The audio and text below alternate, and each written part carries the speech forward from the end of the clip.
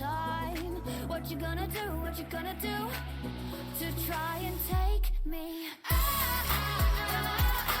You are the liar, I am the fire. Are you gonna take me out? You are the liar, I am the fire.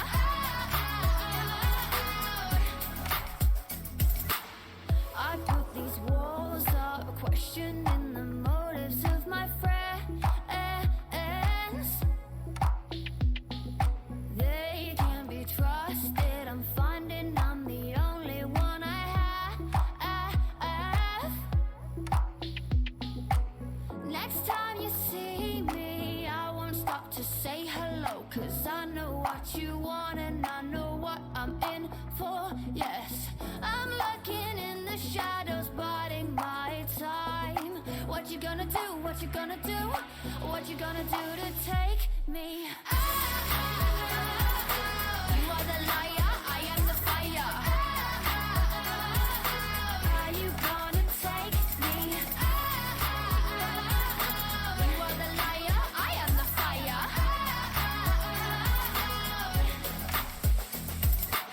I see you whispering, what are they saying?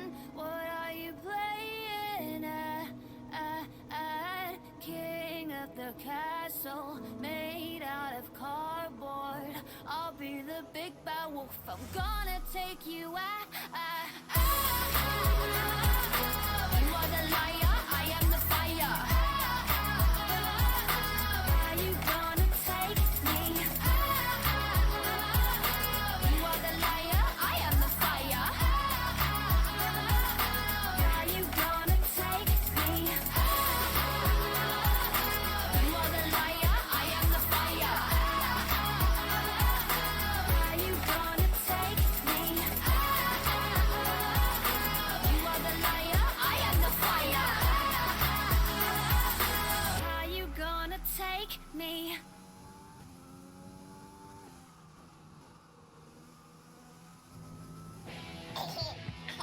When you're Dutch. One of my favorite tracks. Now, I like this track. Not only because it's fast, but because it's a really, really good track.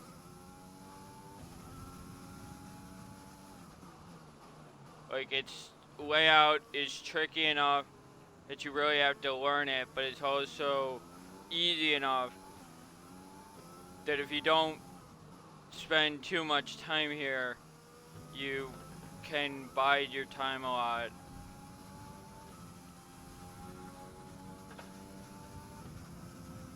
Like, I've come to love every track that's in the game,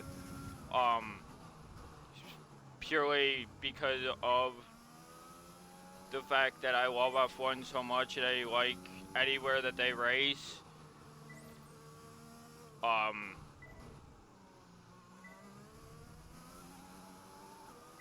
Including the devilish Singapore.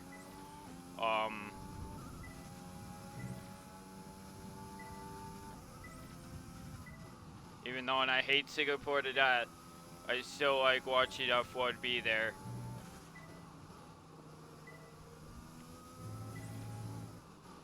And that's kind of the thing, like, there's a lot of drivers that also hate Singapore, but they wouldn't change racing there at all.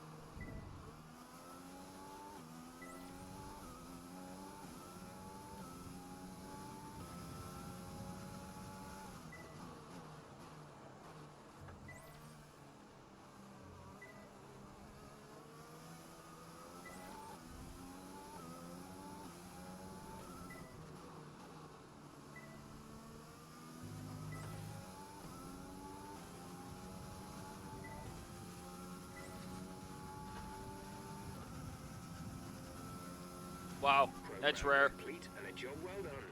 We got some excellent data with that run, so come on back to the garage and I can talk you through the numbers.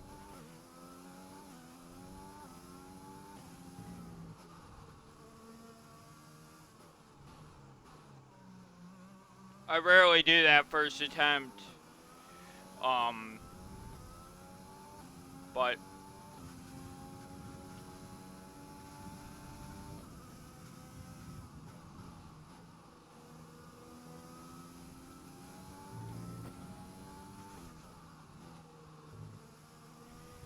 There's 4 laps of fuel remaining.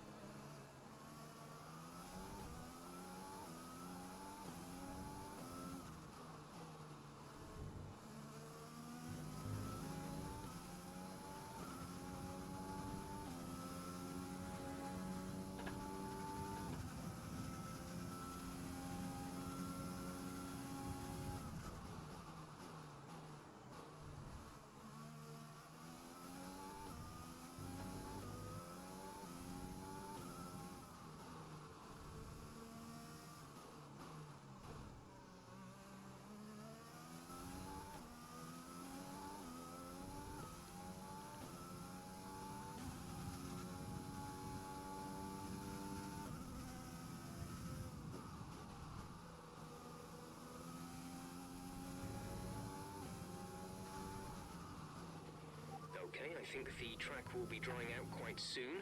Mind you don't burn out your tyres. Weather report.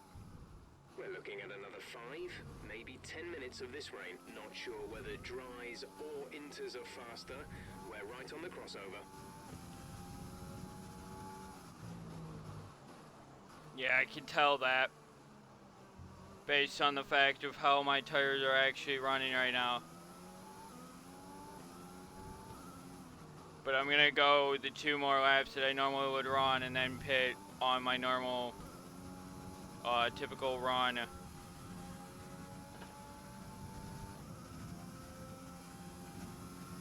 Like I've said before, I have a method and I have a specific way to do things, and I will continue to do things that way, because if I don't do this way, I will fuck up a lot. And I've come to the realization that 5 laps over, 10 or 20 or 30 in a single run is a lot more effective than trying to be the best I can be every single lap. Over a 5 laps in, I could see where I lost time, where I gained time, what I need to do. So, like, for example, look at my left front tire. What do I need to do to it to make it not heat up so much? I need to decrease its tire pressure.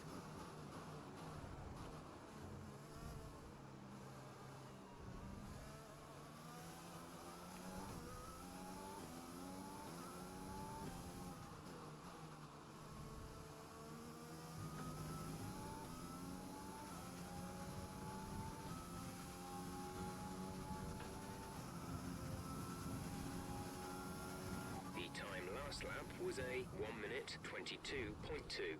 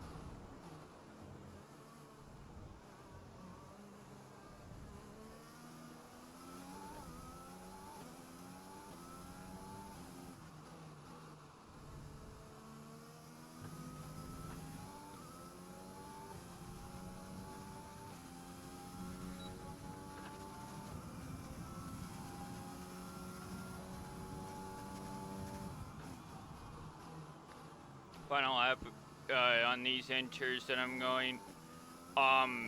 Now, this track, because it's such a shorter lap once you put dry tires on, this track will be slightly different because I do plan on running every program to its full extent.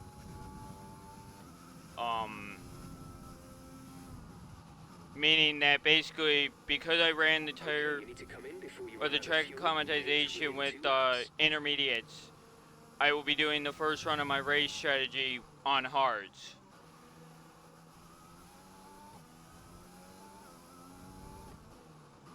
Then I'll be doing it again on mediums, and then again on softs. And the reason for doing this is because that's 15 laps total. And around this track, that's less than 20 minutes. When driving with the pit assist disabled, This track is a very fast track. If you hit the limiter line too fast, you'll pick up a penalty. Watch the... Understood, stopping this lap.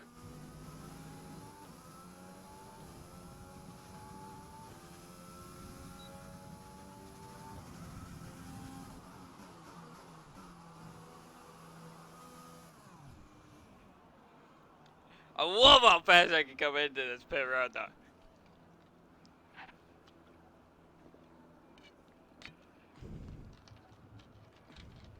Like you saw that, I hit the entry at like 100 plus miles an hour.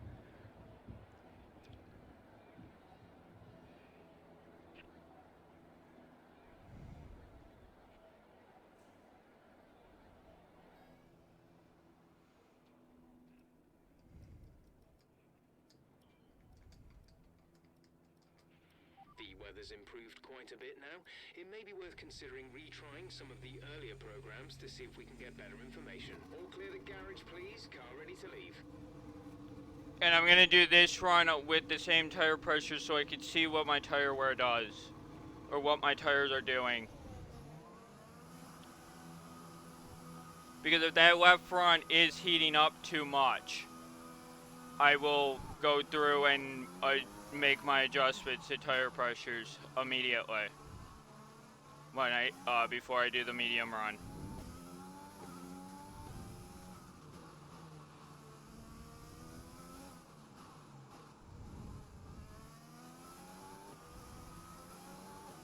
So let's see what my tires are doing.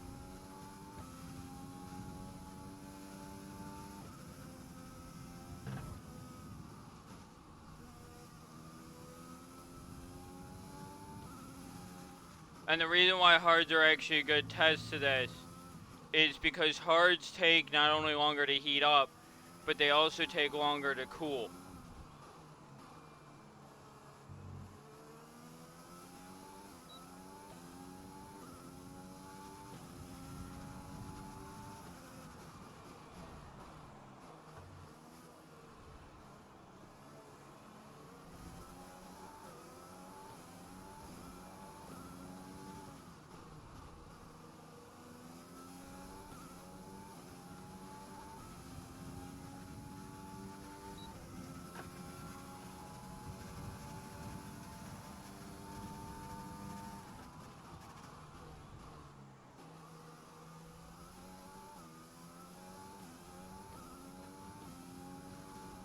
Yeah, look at the lap time it's expecting from me.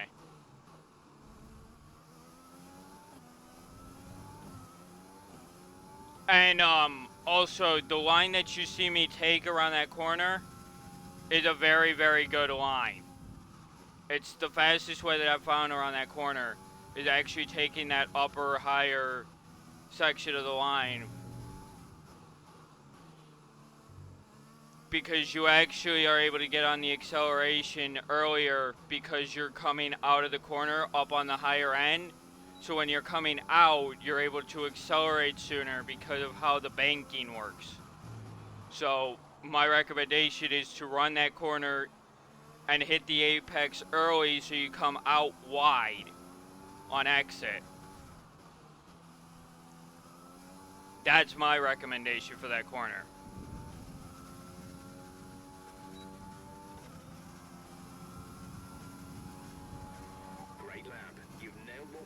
Like, I don't typically run, or I don't typically give recommendations because I'm you know, I still say even with 500 hours in it, I'm still pretty bad at the game. But I know where I can place my car, where the speed is, and that corner, no joke, since the first race that I ran here, I've always ran that corner with the high exit. Apex early, high exit.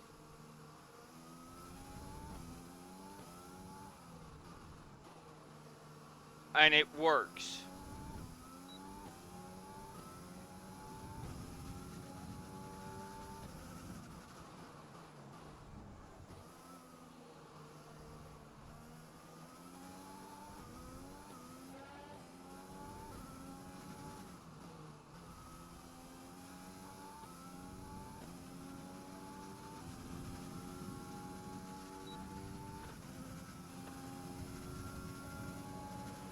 Okay, super job so far. We're getting great data. Stay focused.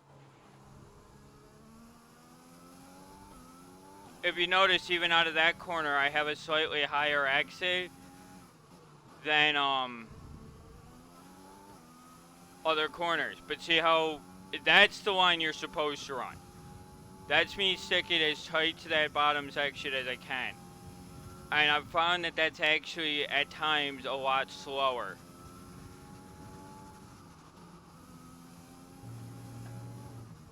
So what are my tires doing? Yeah, see the left front?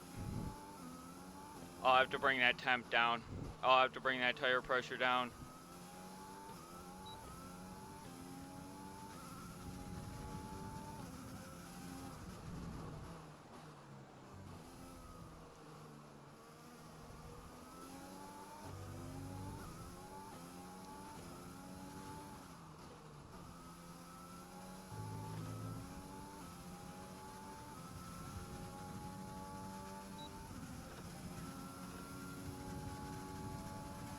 Great lap. You've nailed what we asked for. Keep it up.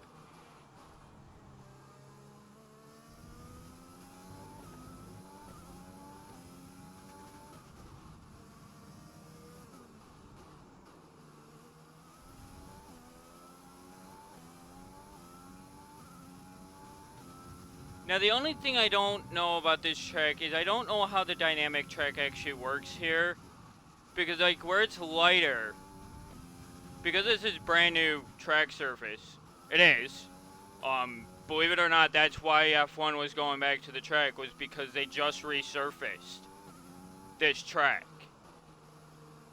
So this is all brand new asphalt here. So for me, that's what makes it a little bit trickier, because I don't know where the real race line is.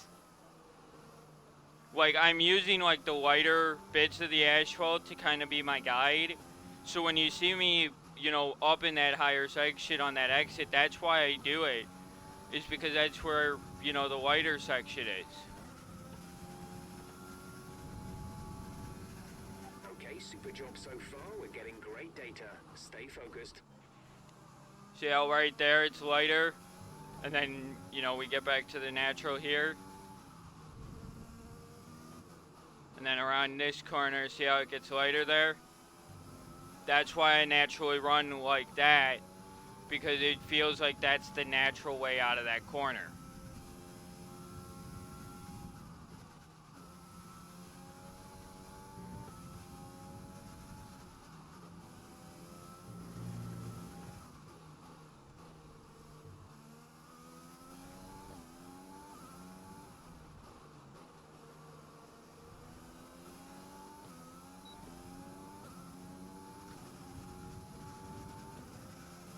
Think about this for a second though too. We're only 20 minutes into this session and I've already ran 10 laps.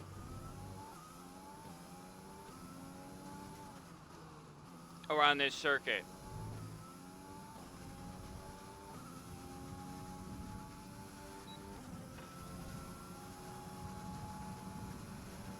Okay, test complete, and that was a very good job indeed. We got a lot of valuable information out of that.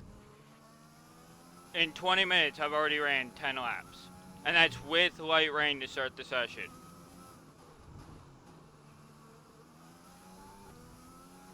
I bust my ass, and I work hard in this game every single race.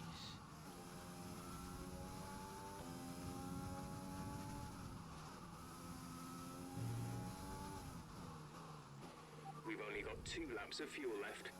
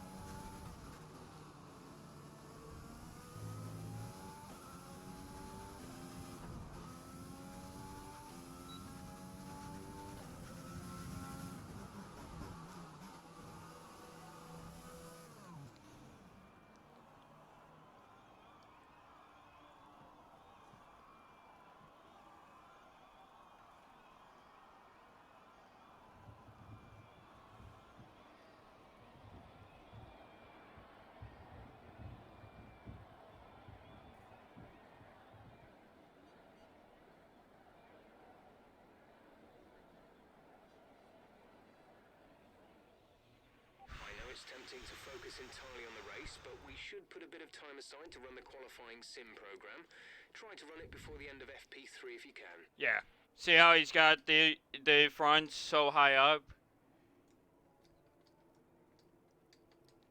Like, that will never work. Like, you'll never be successful when it comes to a lot of the programs. Engine fired. And it's mostly on mediums and softs that you'll see the effects of that, not so much on the hards. Again, that's just because of how the tires heat up. But I've noted this before, and I've cut the tire pressure down to what the minimum is, and it seems like that tends to fix the issue. And I only say this because this setup, the main reason why I use it is actually for his suspension and his camber and his toe angles. I don't use it for his tire pressures. So if I have to go in and adjust his tire pressures to match my rate, that's one thing.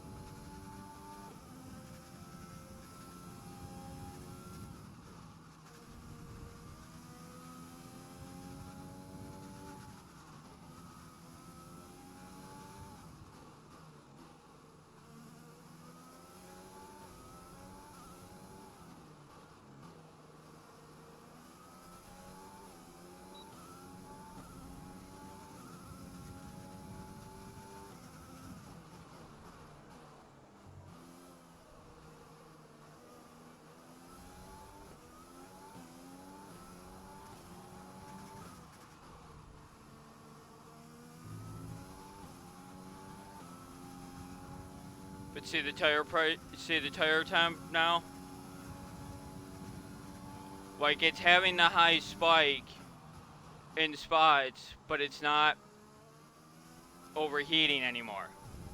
Or it's not getting close to that overheat point.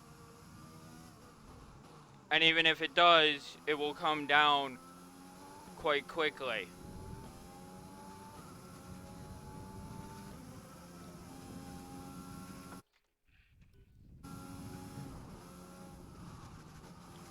I race my race, and I put a lot of track time down here. Just like I do at Austria and others.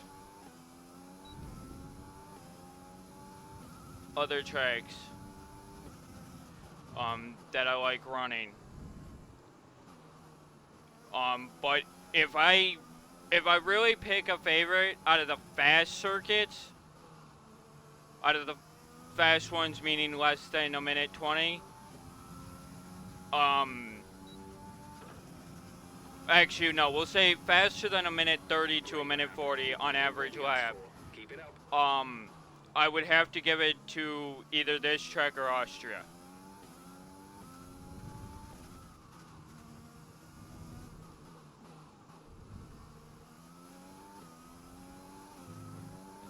My favorite of the two long track circuits, which would be Belgium or Singapore, is definitely Belgium. And the reason for that is because Belgium just naturally is so much quicker if you don't have rain. But Belgium is also a hell of a lot less laps. It's 44 laps, which means at max, even with a 2-minute lap time, you're looking at 88 minutes.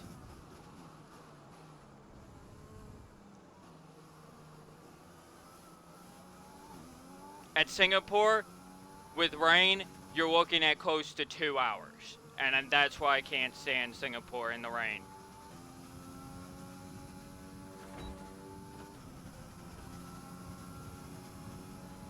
Okay, super job so far. We're getting great data. Stay focused.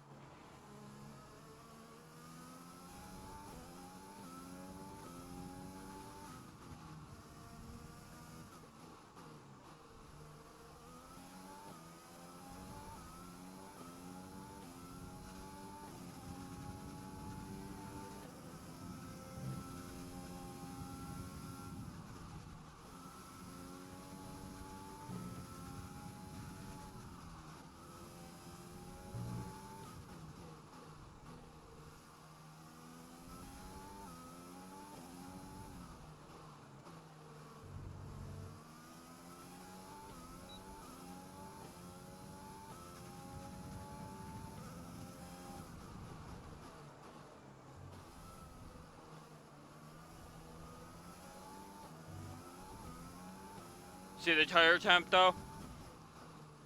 That's what you want to see. You want to see that temp come down consistently. If I kept my tire pressures where they were, that tire temp would keep getting higher and higher and higher. Nailed what we asked for. Keep it up. And that would be bad.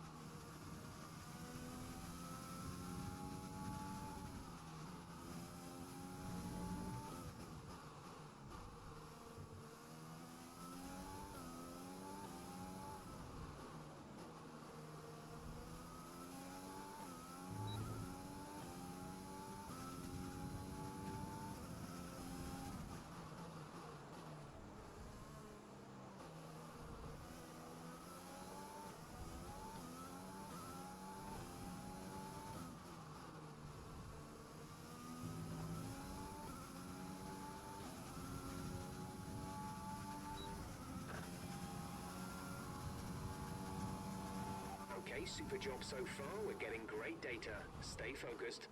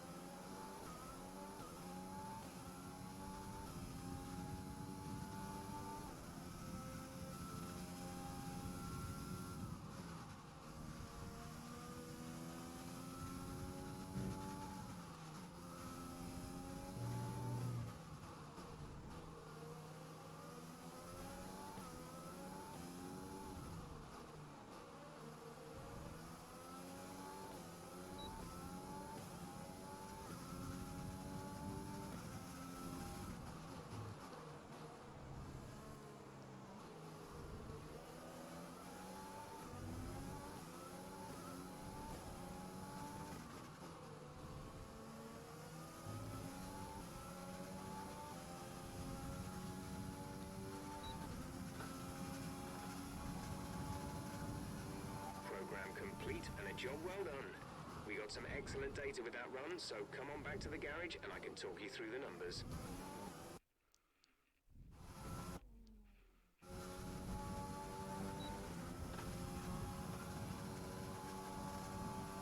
Okay, test complete, and that was a very good job indeed. We got a lot of valuable information out of that.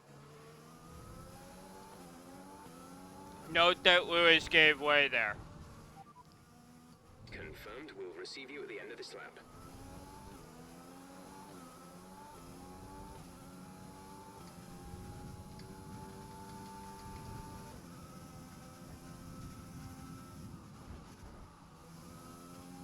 back the engine down for the remainder of this lap. Because I want Lewis to kind of be as close as possible to me as we pull into pit road here.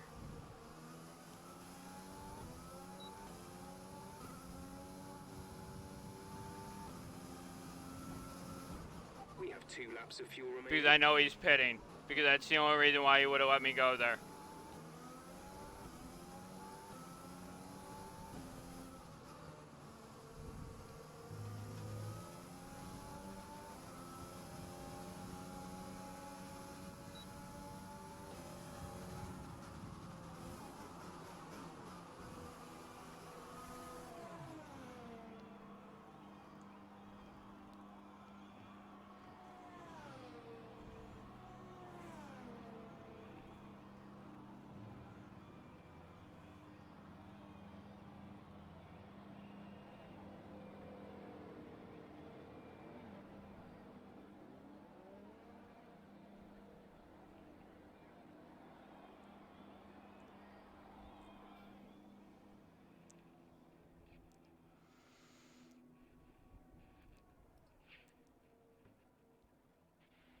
Best lap so far is a 1:11.2.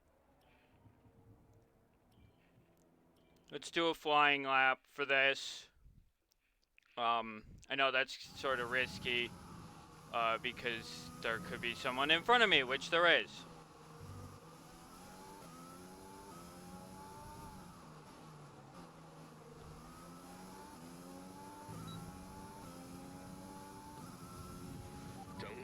Tyres, just give it everything.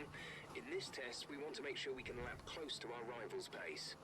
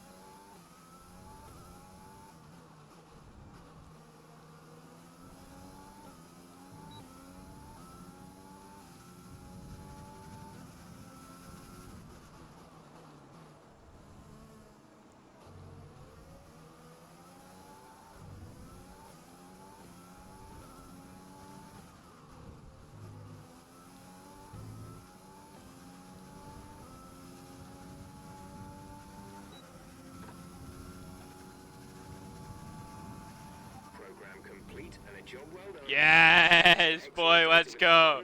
Let's go. Oh my lord, that was close though. I fucked that lap up so badly. Oh, that middle sector screwed me so bad. Ow. And that fucking hurt. Fuck it. We'll do it on the second side. I don't care at this point.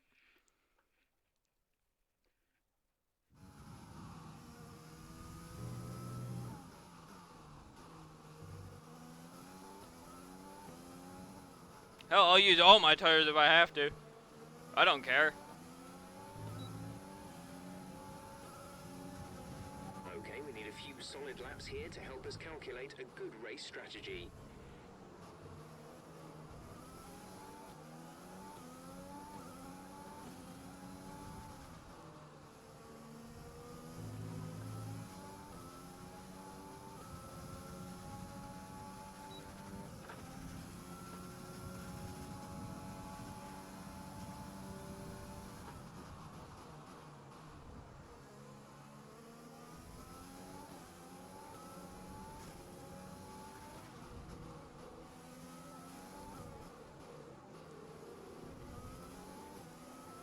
Now you understand why I turned off damage.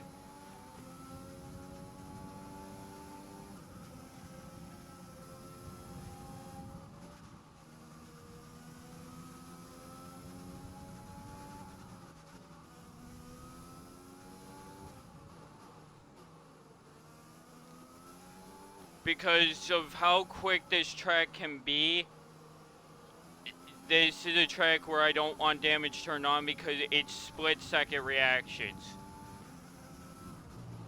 Like that Grosjean, or that Haas coming out of pit road. That was a split-second choice. I had to make that choice within milliseconds to get that right.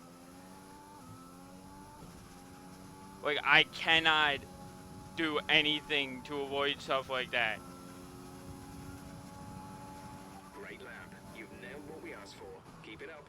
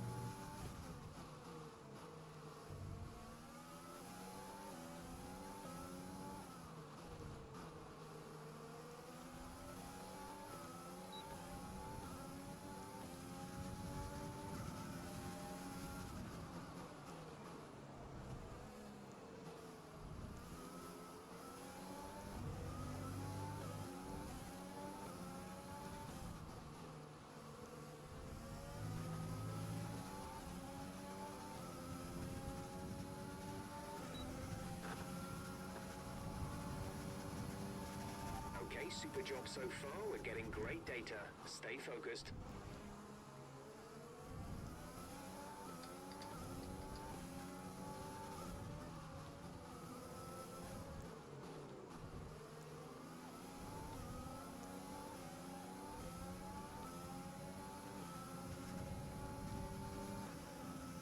Thank you, Vettel. I really did need him to give me that space there.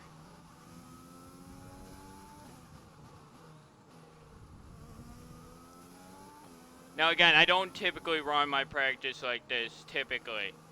But this is a track where I know that I can run 40, 50 laps in the first session and be good for the race still. Because it's so quick around this circuit.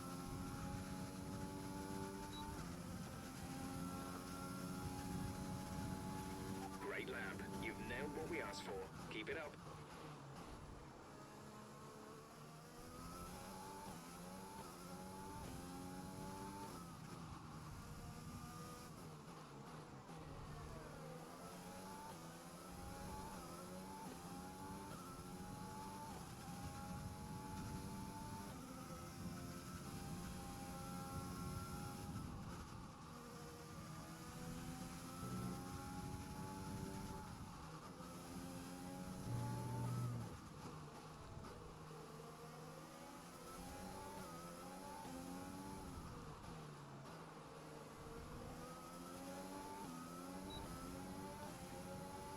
Signs, thank you.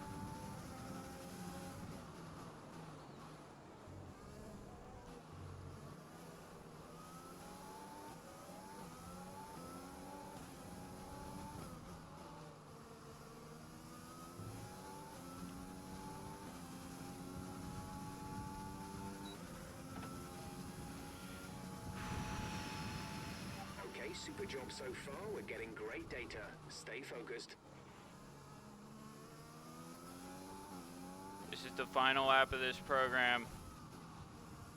3 runs of this program.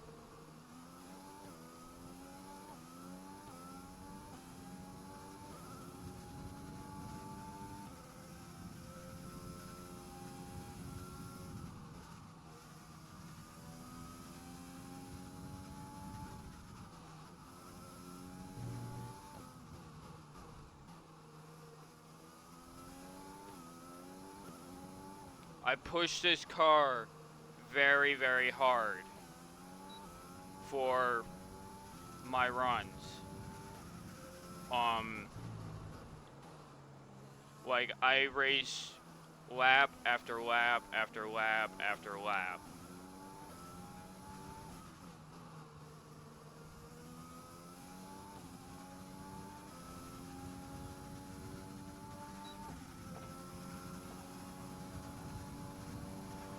Okay.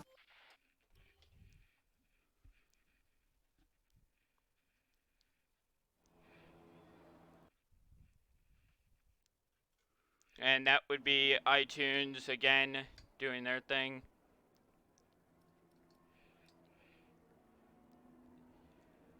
Whew. Ready. We are gonna run tire management twice. Because I do want to run my softs through it just to get a better idea of how long they can actually go for.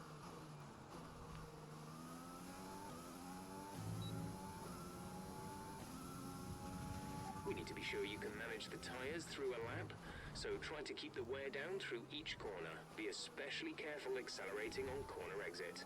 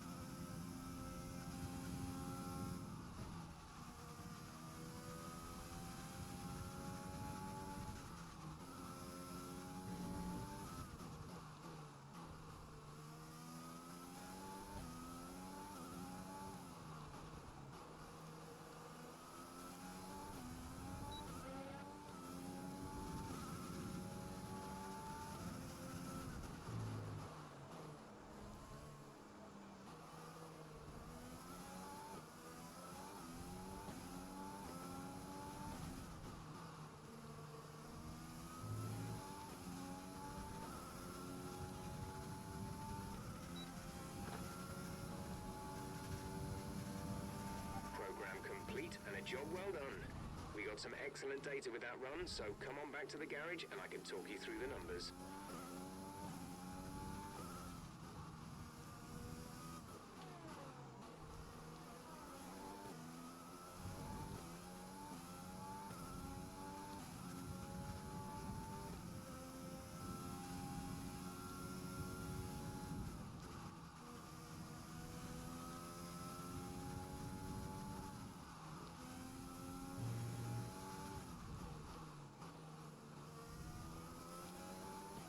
There's 3 laps of fuel remaining.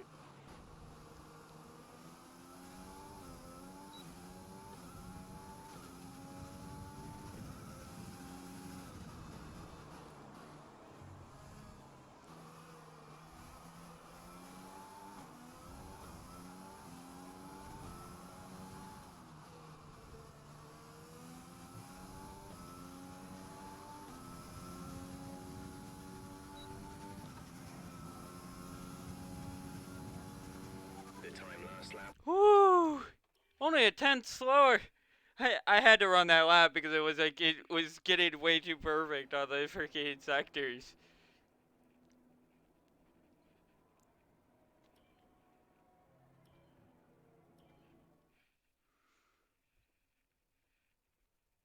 Like, I like running here a lot. Like, this is by far one of my favorite tracks. Like, it's again one of those tracks where I can lose myself here easily for timing because like it's so quick.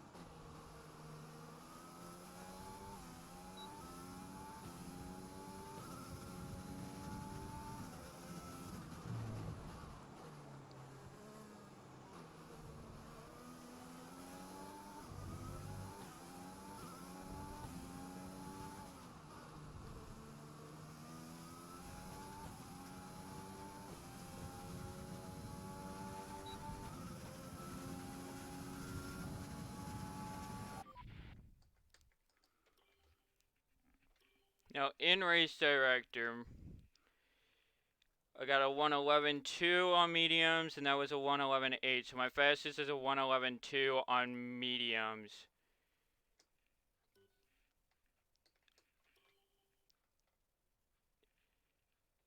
So I'm currently, according to who's currently second on the board, I'm 7/10 faster. Third, yeah, I'm 7/10 faster than Leclerc right now.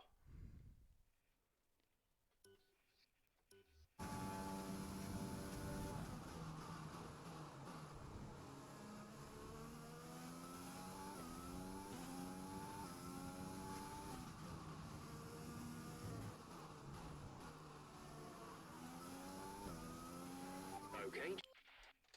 If I'm 7/10 up already, that's a good thing. Because that means in quali, as long as I hit my spots right, I should be pretty set.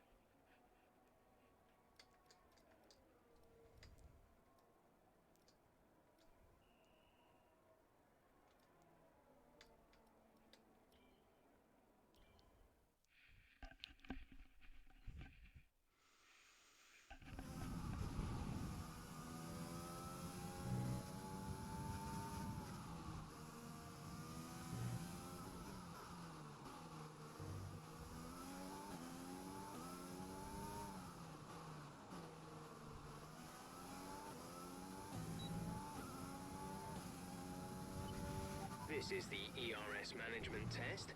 Hit the target time whilst managing your battery charge. The more efficiently you use energy throughout the lap, the higher you will score.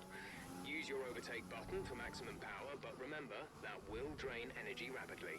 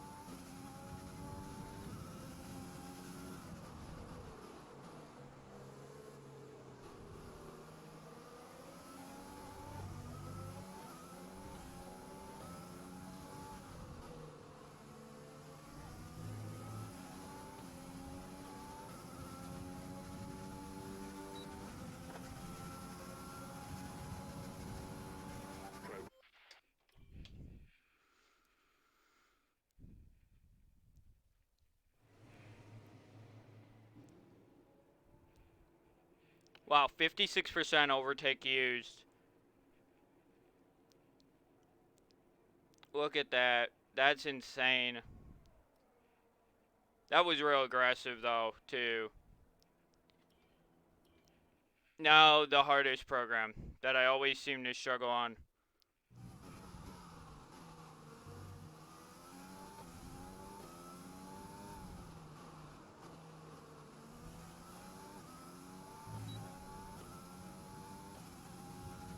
In this program, we want you to focus on fuel-saving technique. Lift and coast through corner entry to save as much as you can while keeping under the minimum lap time.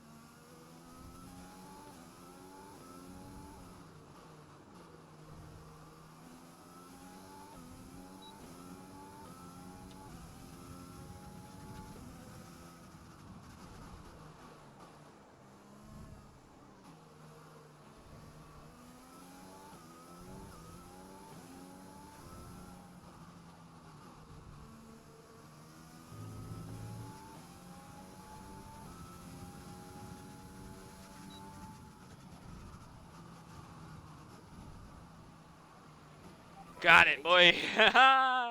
Coasted down the front straight to get it. Oh, that feels so good though.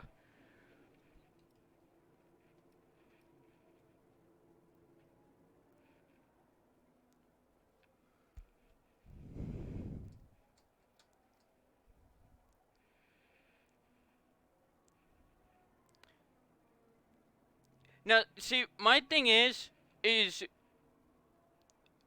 I wish To see some rain about 10 to 15 minutes from now. I wish that in this screen, see how it shows expected lifespan is that, and this is the like overall where this engine they're saying is the maximum it can have. What I don't like is that I wish that this counter over here actually showed the number of laps left, and this was the number of laps already on the engine. Because having to look through all of these parts, they're all at the same point. And, I mean, if we're saying that the expected lifespan is 1,500 laps, we got easily, you know, this is the Quick note about tires. 5th race of the year. We have to return the 2 most worn sets at the end of this session. They're gone forever at that point, so be careful how you use them, and don't waste any sets that you might need later on. Yep, middle sector. I thought so. Middle sector is where I'm struggling. Had a feeling.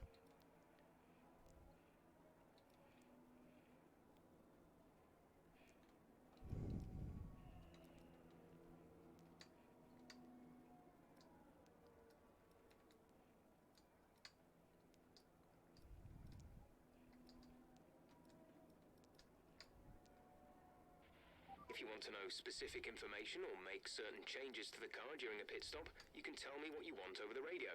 Press and hold the radio button to activate the system, and you can either speak the command or select it manually from the radio screen that will appear on the multifunction display. While the radio is active, cycle through command groups with the MFD button. We're 8th in the speed trap, 212.8 miles per hour. Now, I'm only doing this briefly to actually just get the tires up to 10%, or actually 11%, so it'll be like 1 lap, and then I'm going to pop the hards on for the remainder of the session.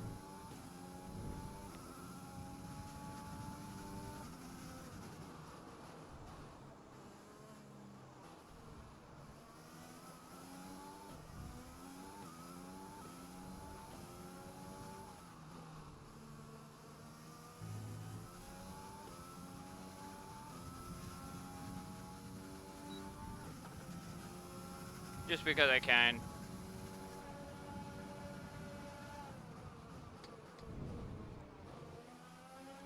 The rain is a few laps out yet, but it is coming. Yeah, I don't care.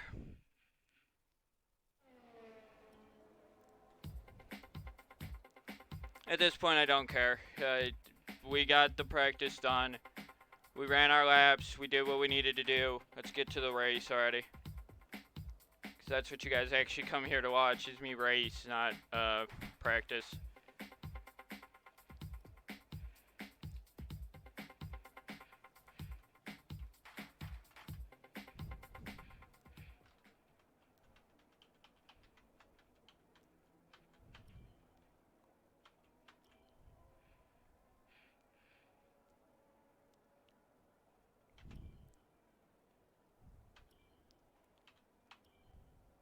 Six, 8, 6, 9, and 6, 8. So all the tire wears were about the same across the board. That's actually really good.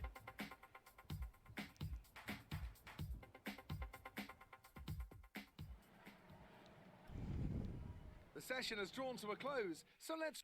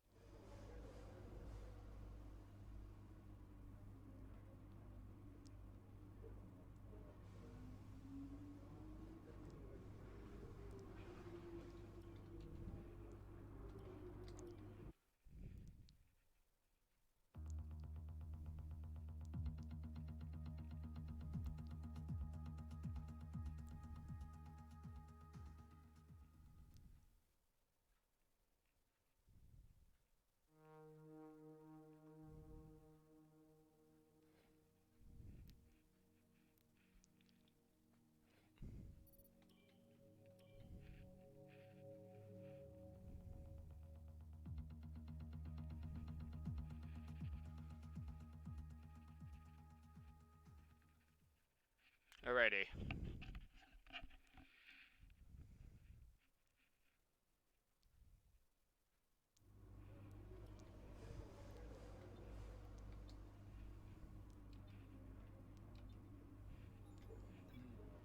I recommend we could go for something like this.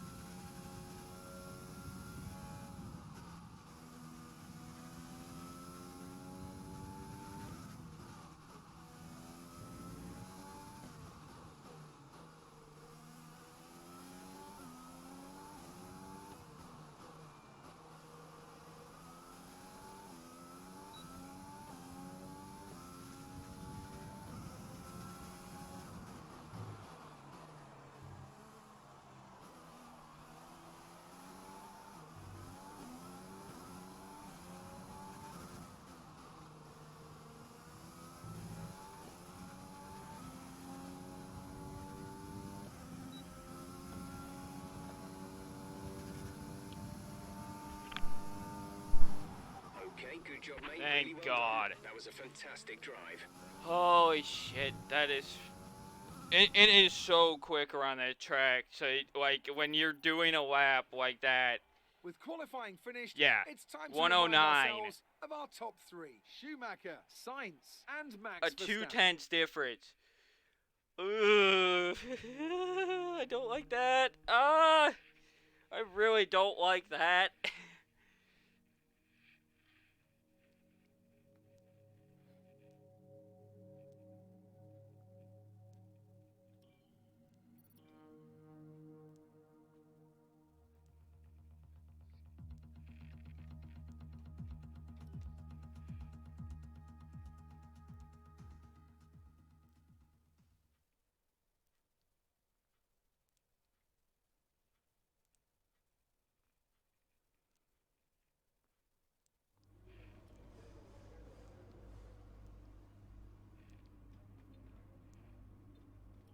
And where was my biggest drop off though? Where did I lose the most time? Middle sector. And that's because the middle sector is where I've always actually necessarily struggled. It's time to see how our... Now that we've got some points on the board, let's continue this form and aim for another top 10 finish.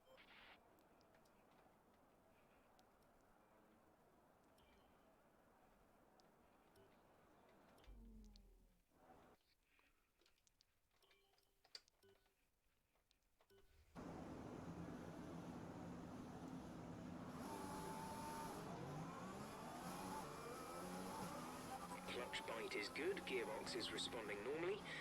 Make sure to warm up the tyres and brakes. Warm the tyres and brakes throughout the lap.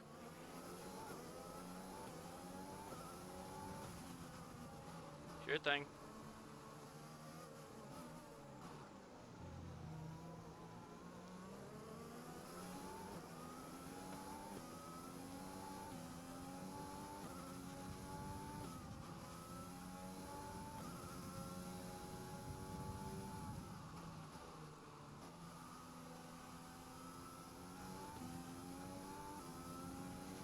No threat of rain for the time being. Conditions looking good.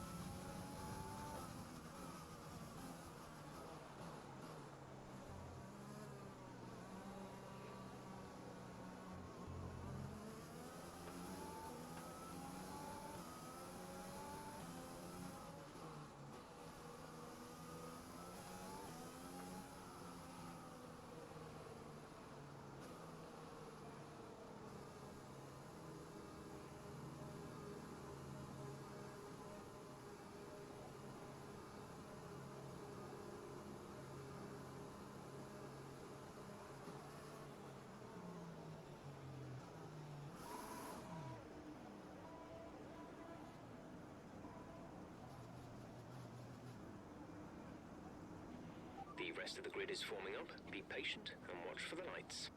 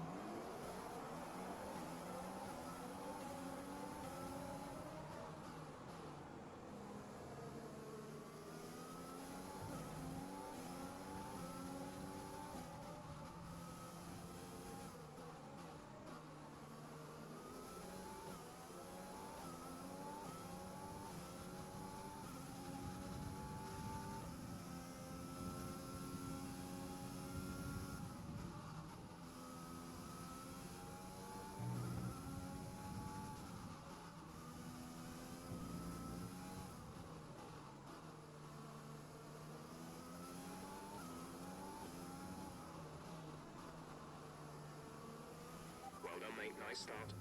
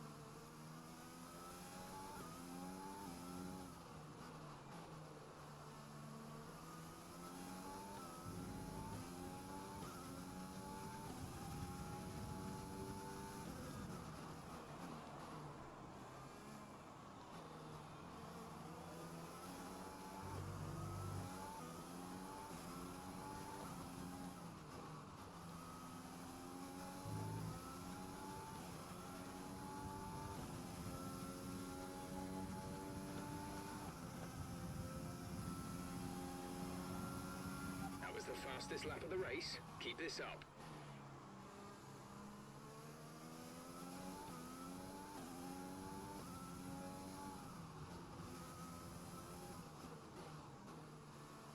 $113.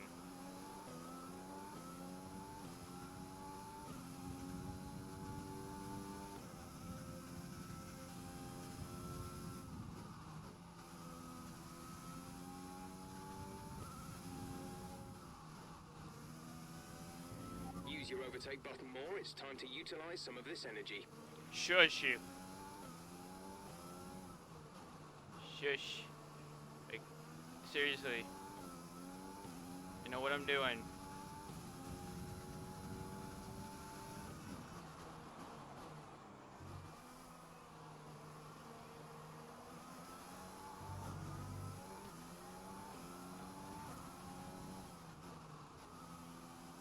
And it's saving it for right here.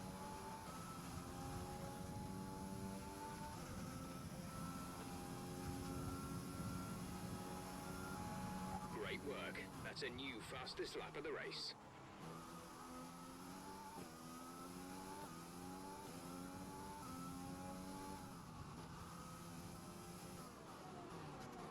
I may only be 3 seconds ahead, 4 laps in, but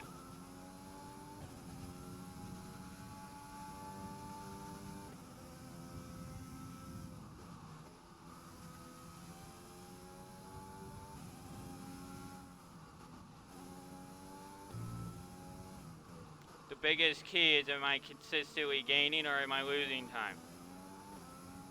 And right now, I'm consistently gaining.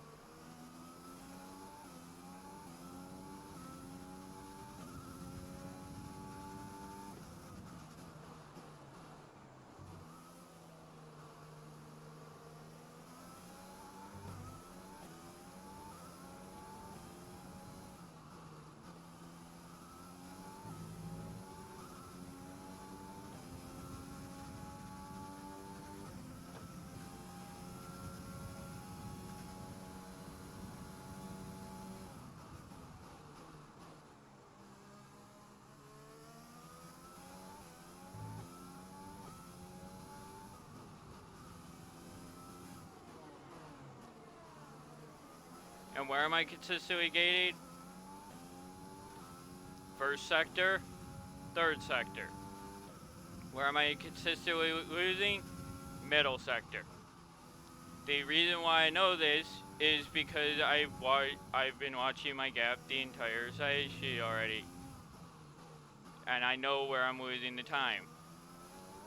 And the middle sector, I almost will always lose time because look at the left front tire.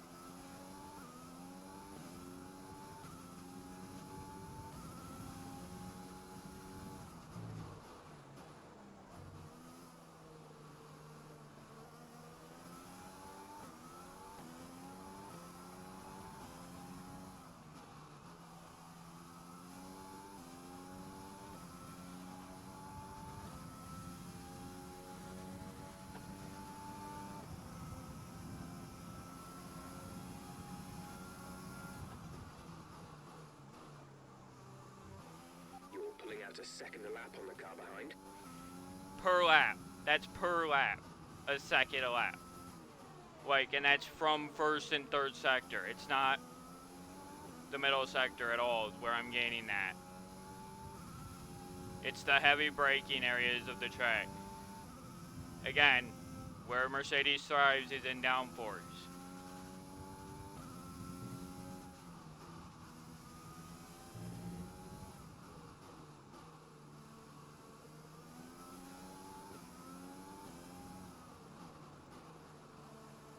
So you want to hurt Mercedes, you have to do downforce regulation changes.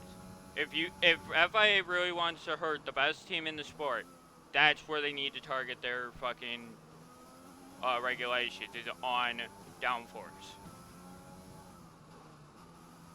Because that's where Mercedes thrives.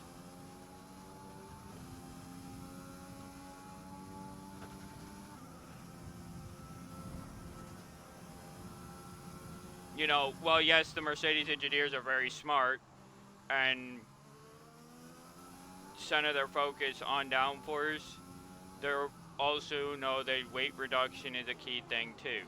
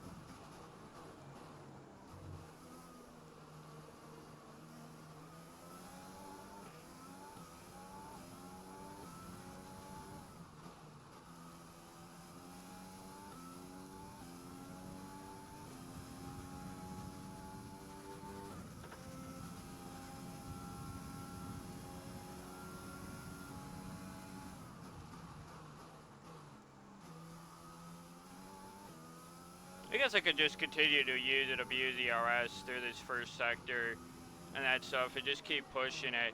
I mean, at this point, I should, just purely because it's not the kinetic that I'm worried about. The kinetic I have 3 of. The battery I only get 2 of for the entire year.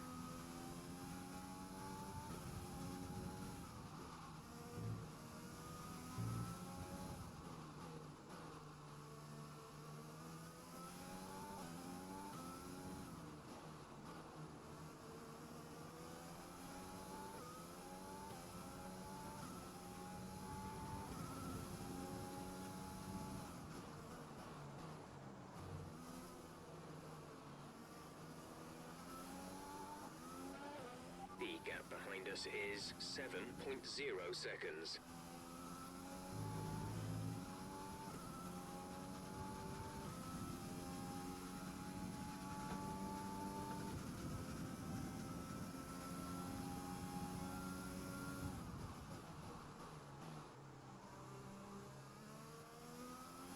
You're increasing the gap on the car behind by 0.5 per lap.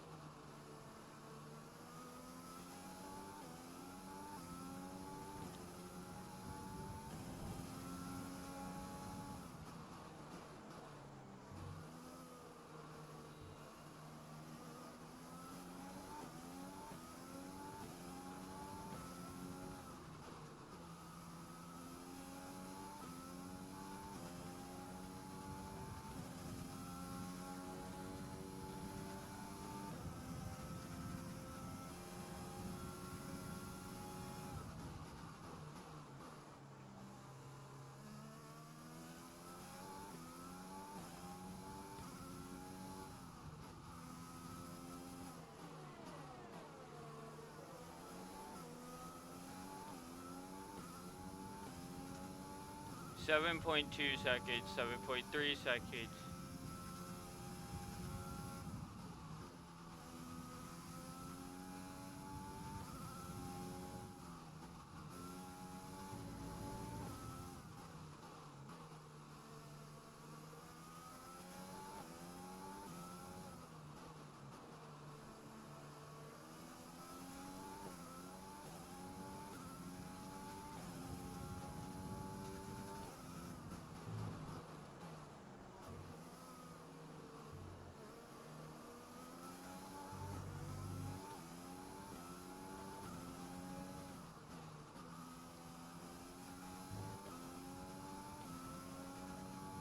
I'm a little bit nervous right now because I've just realized that my lead is sitting steady at just over 7 seconds.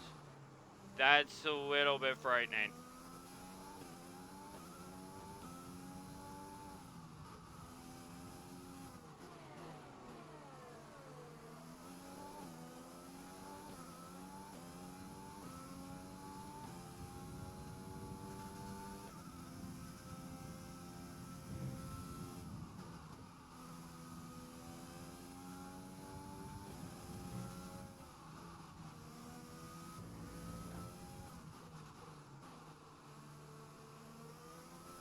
Seven 7.7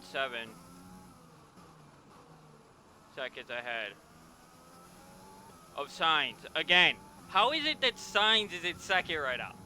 Like the hell? It still weirds me out that I see the McLaren on my podium so much. But to say the least, I mean, McLaren was right up there for the end of the year. Battery charge is high. Let's use that overtake button more.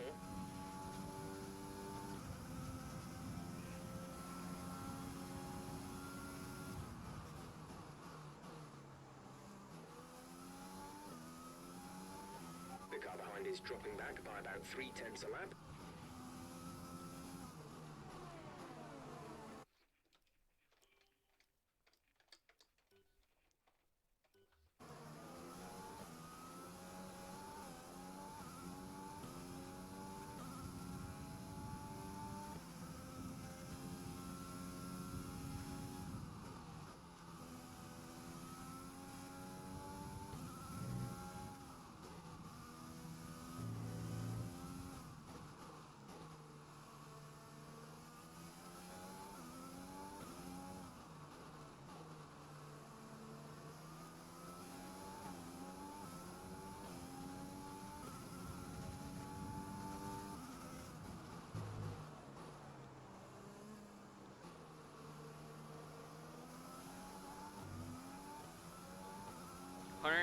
My 180 degrees, 200 degrees.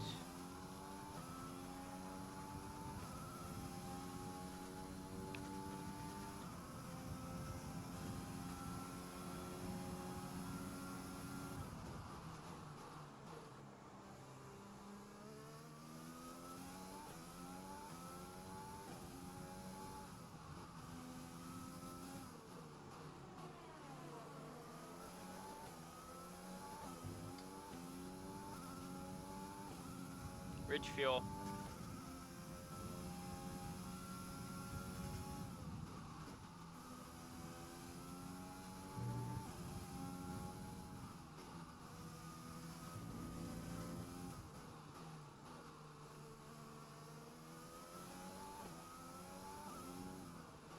Let's start trying to burn some of this excess down. Just because of obvious reasons of I'm not pulling away.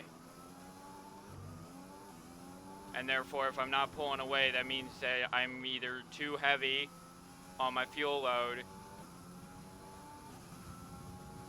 or I'm, you know, abusing my tires, which in one aspect I am, Good job. That was the but in fastest lap another of the race so aspect far. I'm not.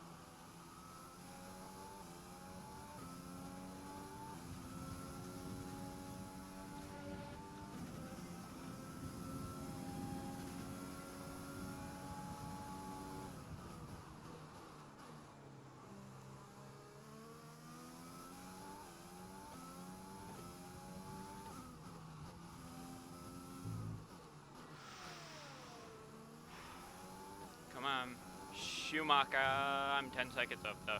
Now I say, as I pull further away now, there will come a point where I will back off fully, but not anytime soon. I need to keep pushing.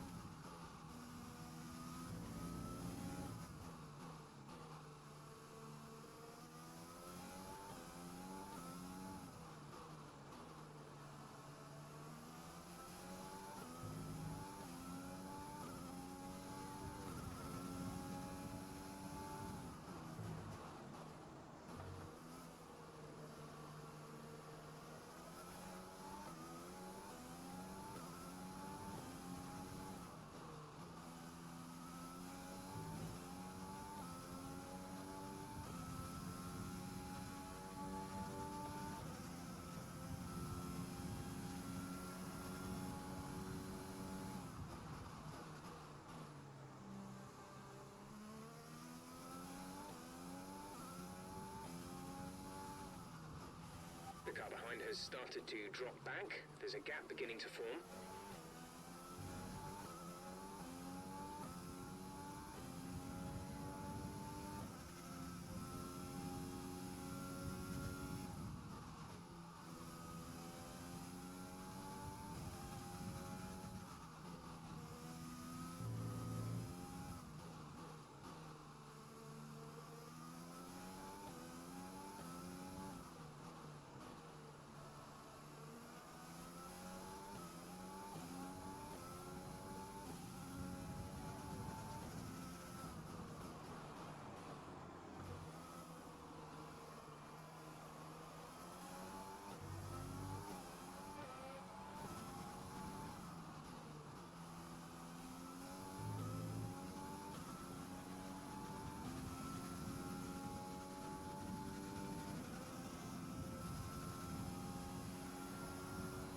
That was the fastest lap of the race. Keep this up.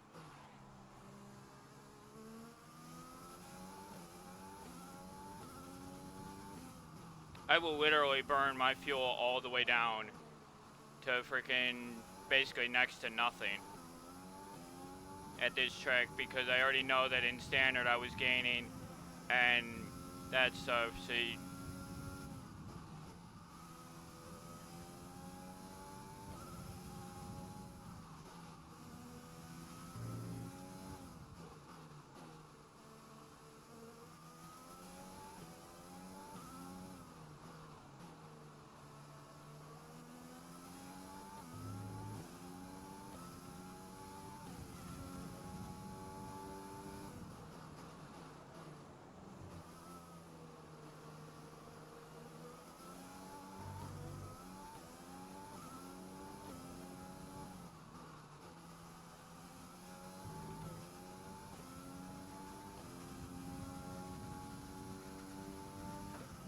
"13 seconds ahead."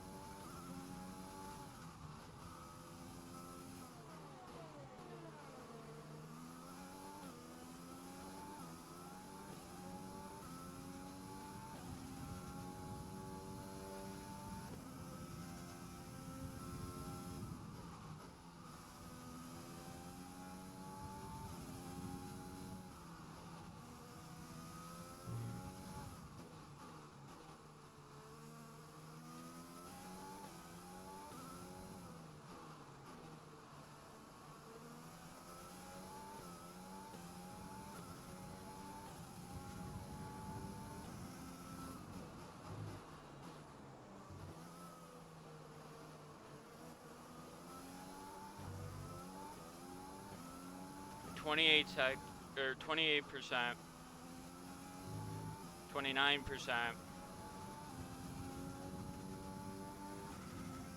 on that left front.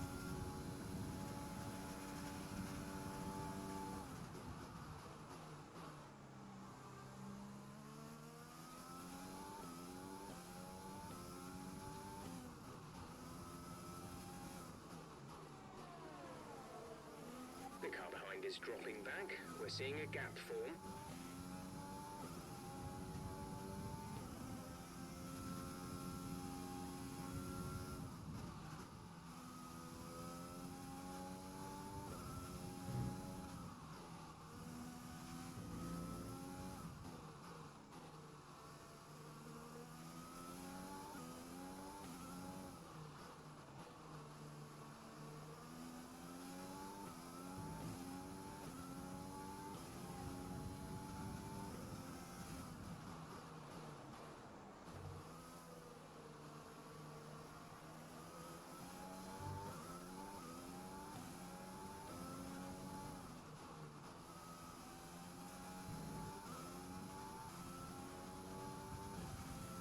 16 seconds.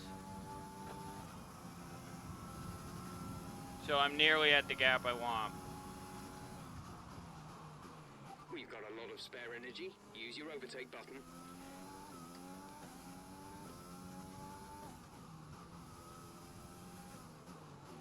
Before pit stops, that is.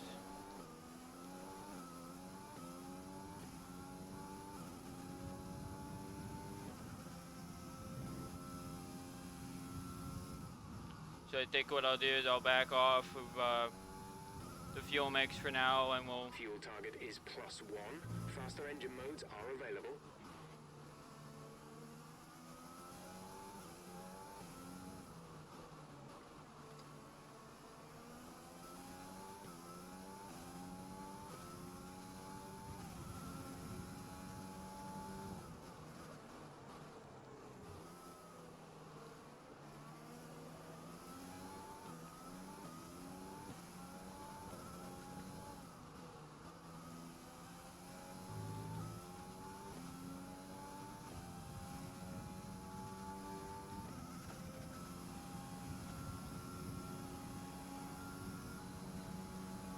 Because it's not just about how big my lead is, it's about, you know,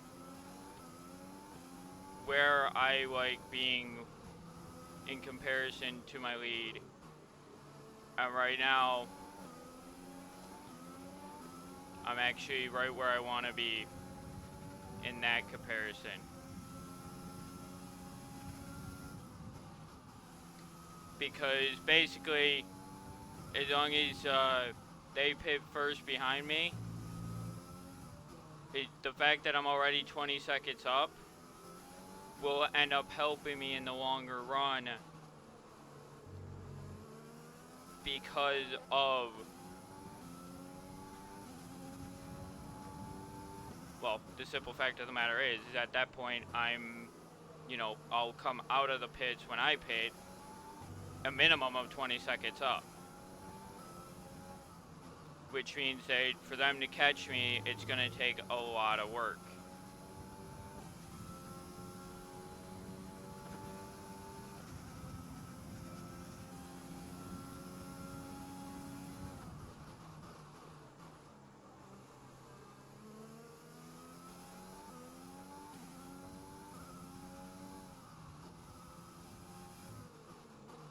Which is why I now feel comfortable enough to sort of back off how much I'm pushing per lap to protect my car for one, but to protect, you know, my tires.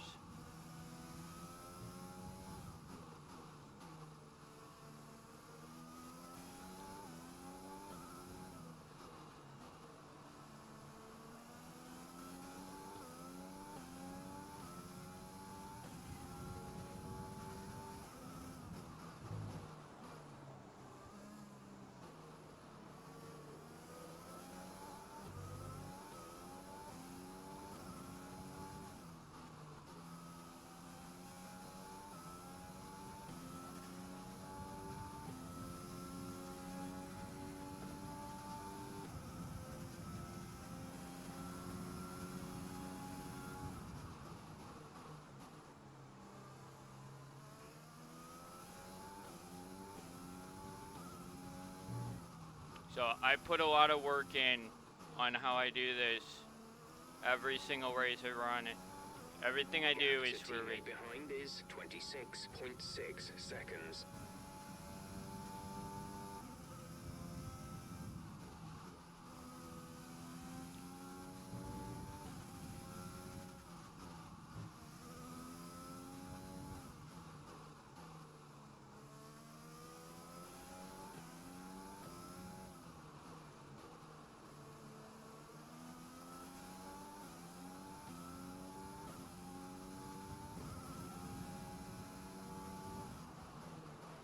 Be careful, we think you're going to start losing some tire grip around now.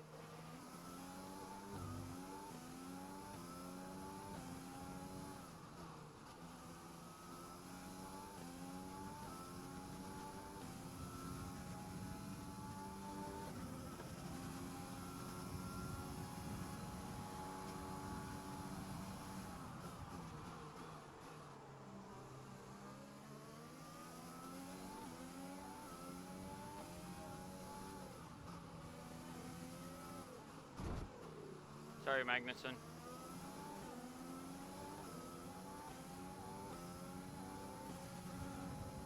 I'm amazed he came in already.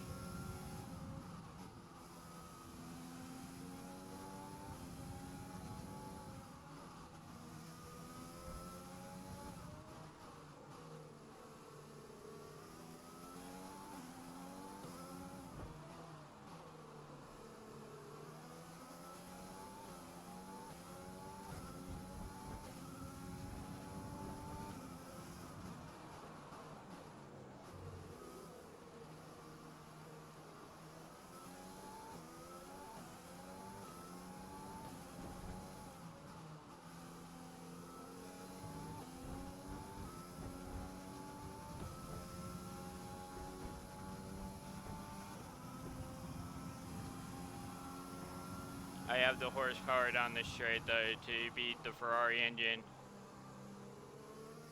That's the one key factor.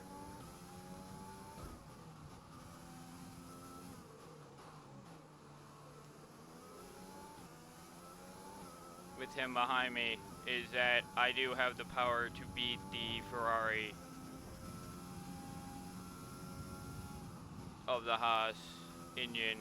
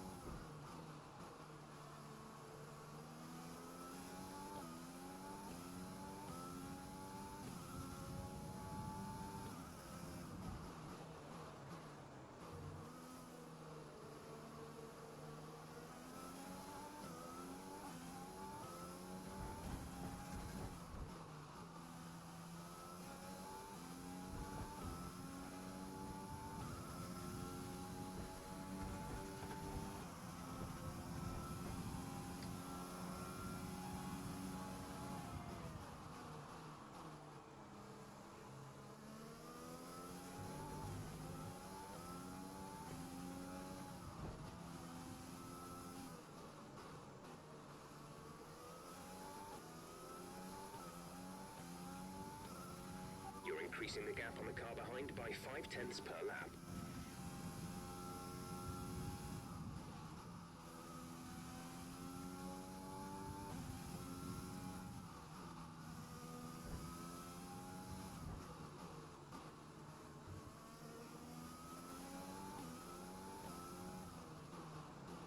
Look at the timing now.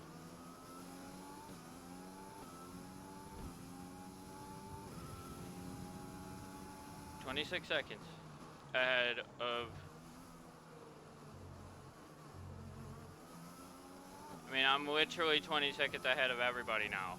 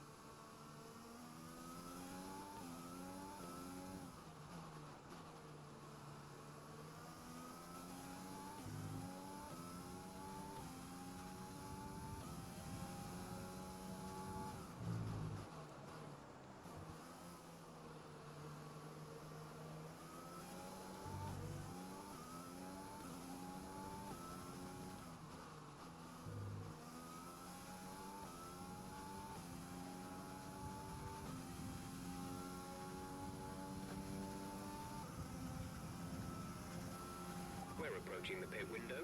You'll be on the mediums.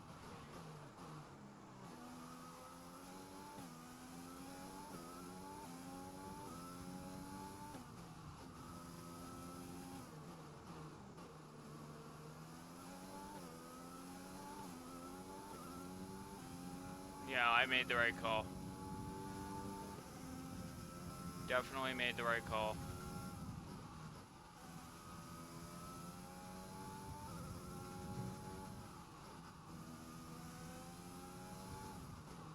To wait.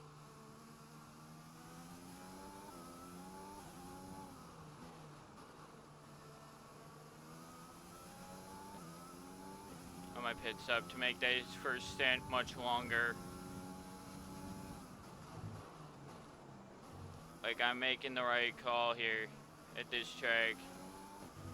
Let's use overtake and burn some of this energy.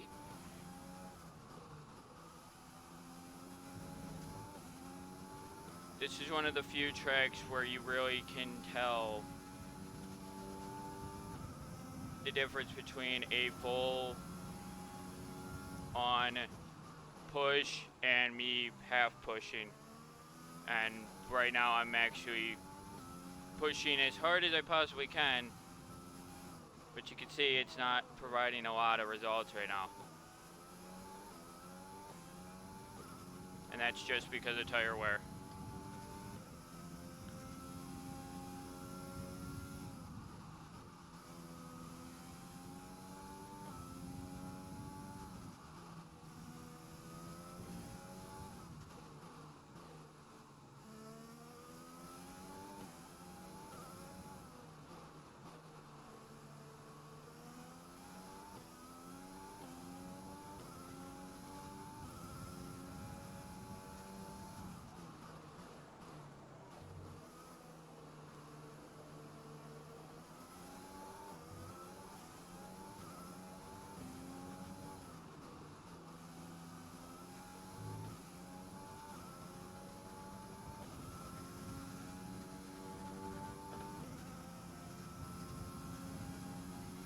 We're going to box this lap, push hard on the in-lap.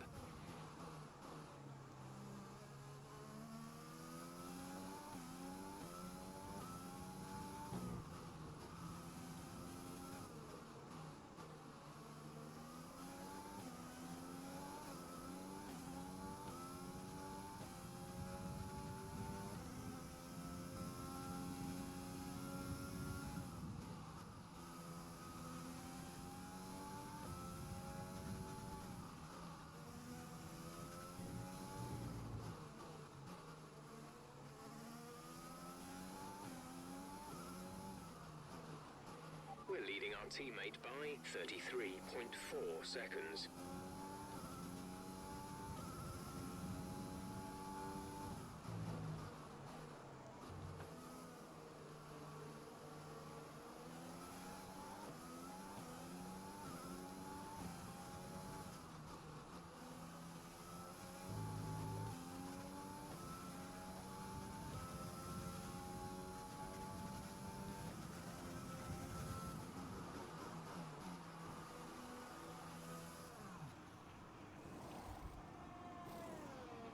Release, release. 37 minutes for the first stint.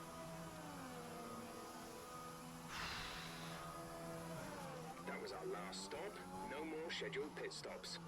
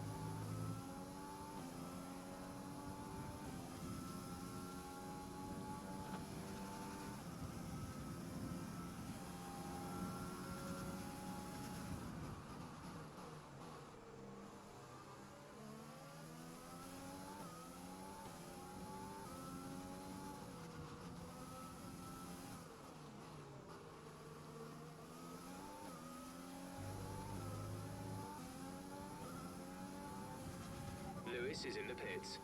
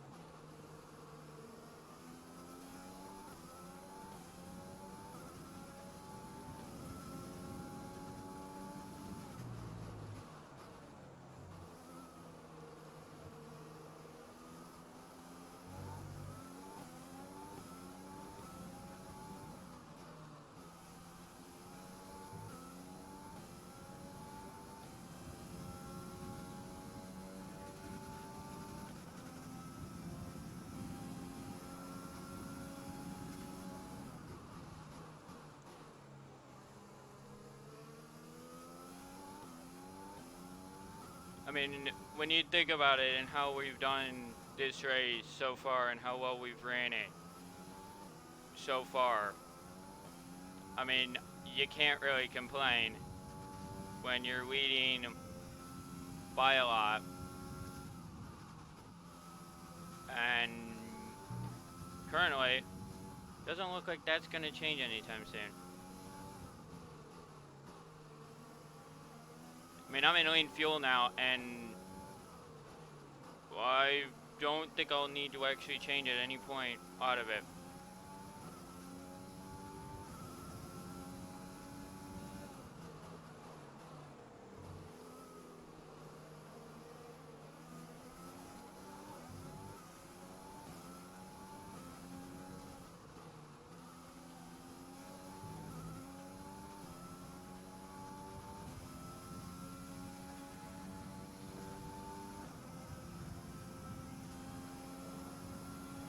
Great work. That's a new fastest lap of the race.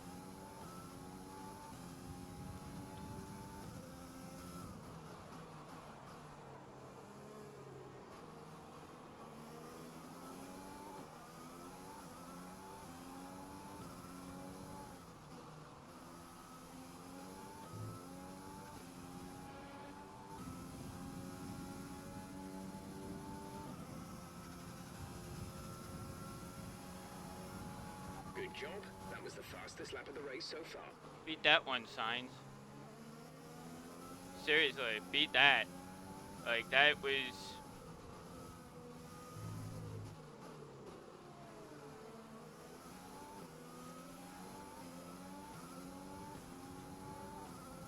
Like, that was me just up showing, you know, signs there that you ain't faster than me.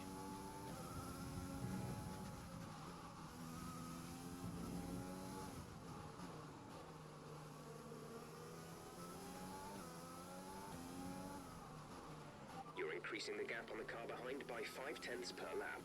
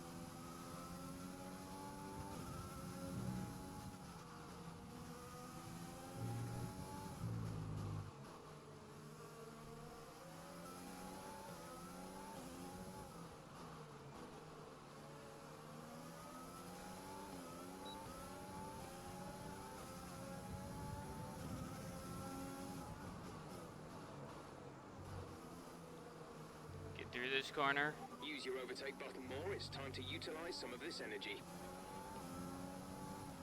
Brake. Get through this corner.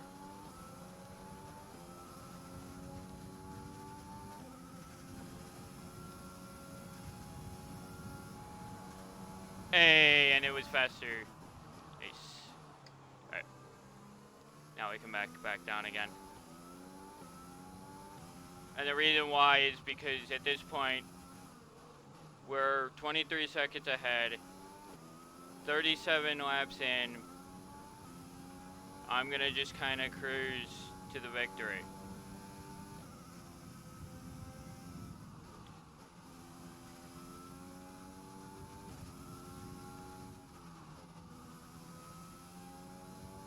No need to push the car unnecessarily hard for now. You know, maybe when it's 20 laps to go, maybe I'll turn it back up, but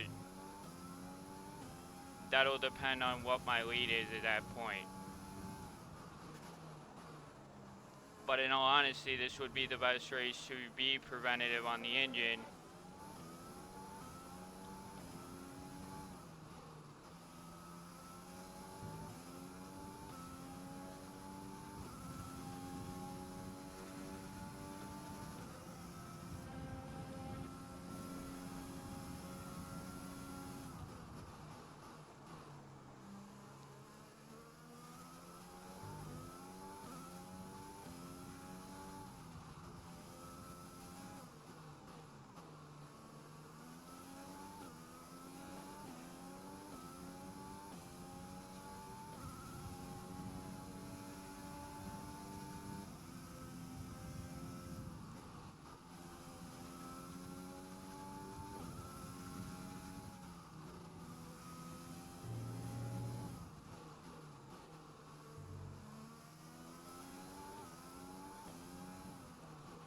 Gap to teammate behind is 39.8 seconds. The other reason that I'm backing off so much is because if I keep pushing like that, I will lap this field. Or at least majority of it, and I don't like doing that. I mean, yes, at Austria, that is a proven fact that the track I'm naturally, like, really, really good at. Like, Austria is, like, my best track, both time-wise and, like, gap-wise. Like, it is, like, literally, like, I've had my issues at the track before, but, like, it is literally the track where I've done time trial after time trial, just trying to improve by a tenth or more. It's one track where I've raced a lot of.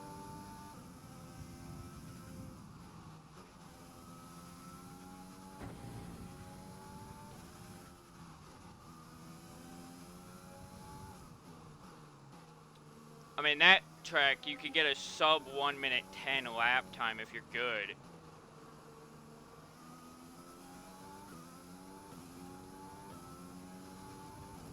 Like, and you could get it kind of early in the race too, and it's like really insane. When you get it down below a minute 10, that means that on average your lap is a minute a lap.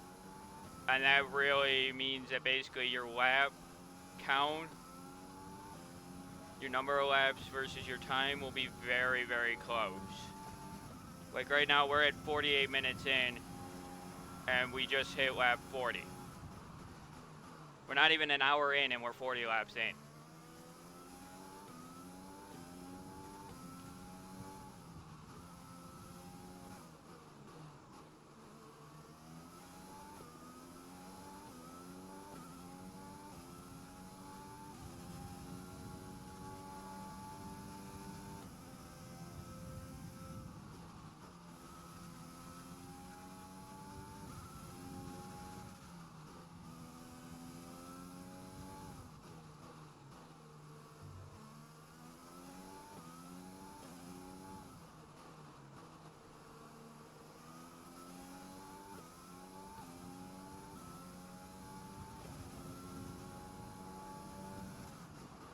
Like, I'm gonna come around this corner,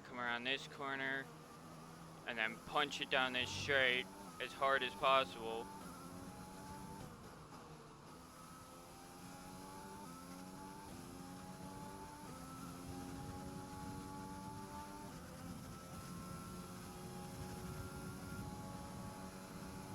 for the best third sector time they ever ran all race.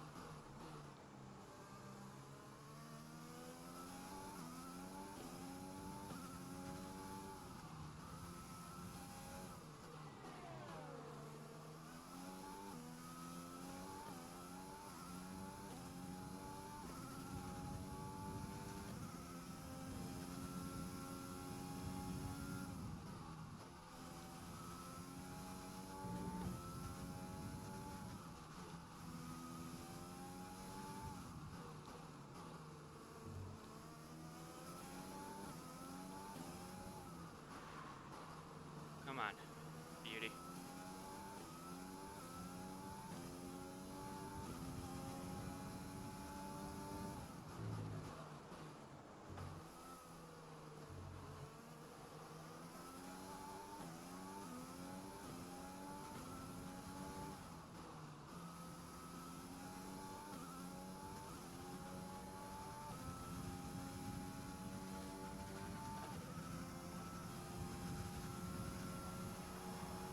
A tenth faster.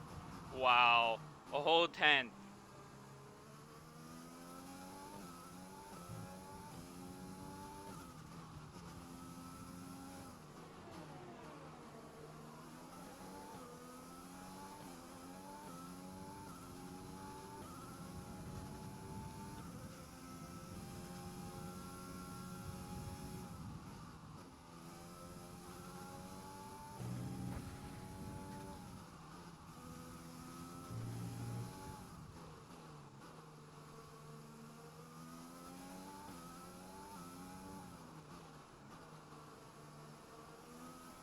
We're increasing our gap on the car behind by around a second a lap.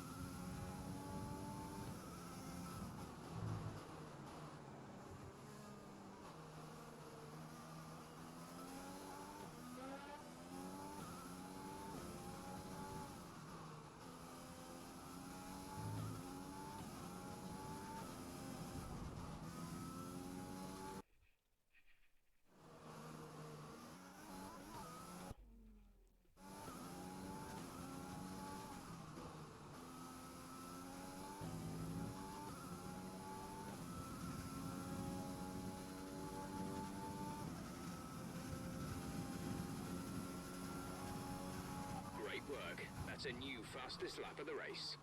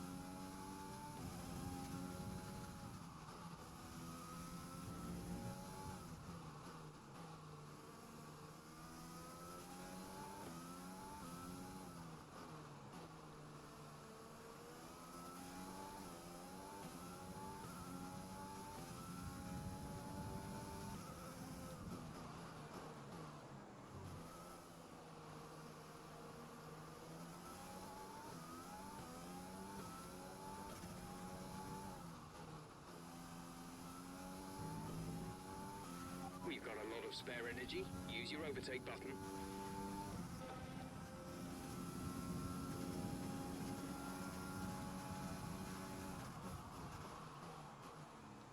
Look at that consistency through the entire track is why I fucking ran faster there. I mean, like, that's the thing. Like, once you get, like, really good at a track, you know how to gain time on it. And you know how to lose time on it, too. You know, and that's why, like, for example, right now, I'm actually gonna basically kind of sit back here and not use ERS for the next few laps. So that way, not only can my car rest, and I can kind of sit back and relax for a bit, because it's a lot of stress to run those fastest laps. I'm also catching lap traffic. So it's best to back off.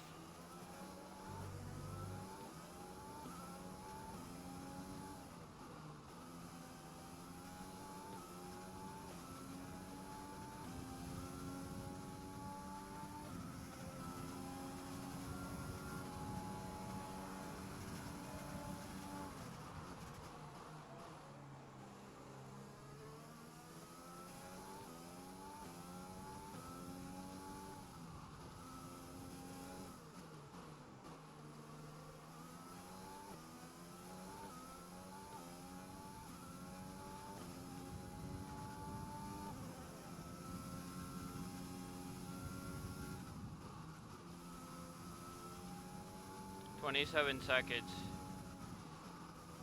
28 seconds.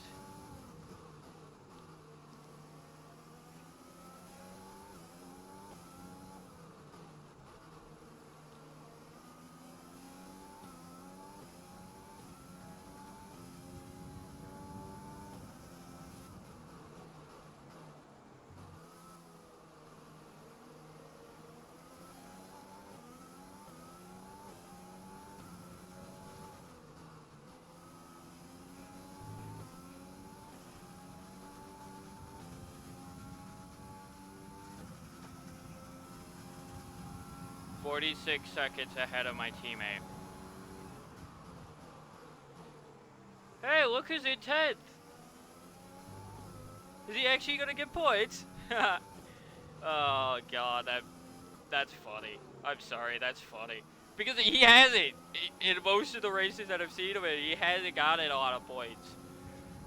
He has been in points though. So I mean, that's something. Although the fact that he's at Alpha kind of seems wrong, considering, you know, he's another one of those that just loves the Mercedes car, loves the Mercedes engine, and I've said it. One of the key things about an F1 driver is the engine, how that engine sounds. Why Vettel inevitably left Red Bull the first time was actually because the engine sound for that Red Bull that he was in before he left, he did not like. Caution, caution. Because it always sounded like there was some kind of problem. Be aware, there's an incident in the next part of the track. No overtaking through the yellow flags.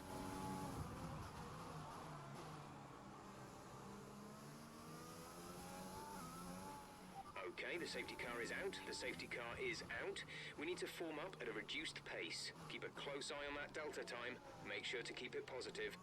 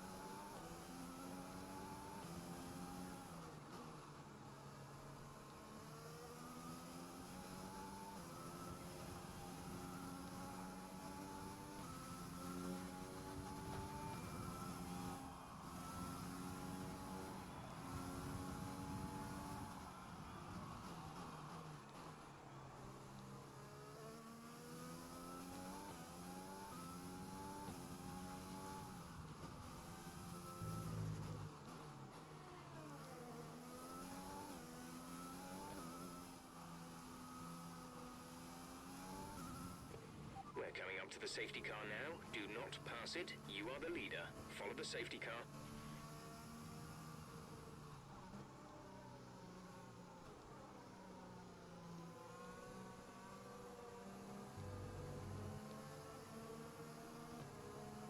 I'll have a nice buffer though between me and the cars behind me, which will help me get the gap that I want.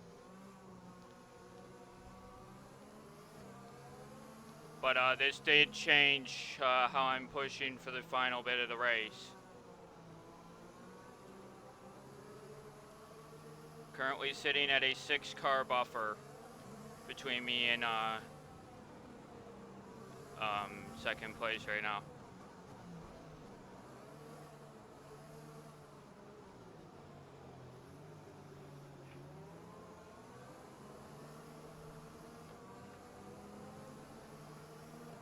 Seven.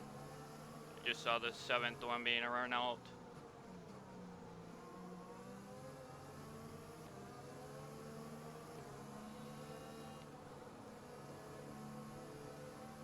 Yep.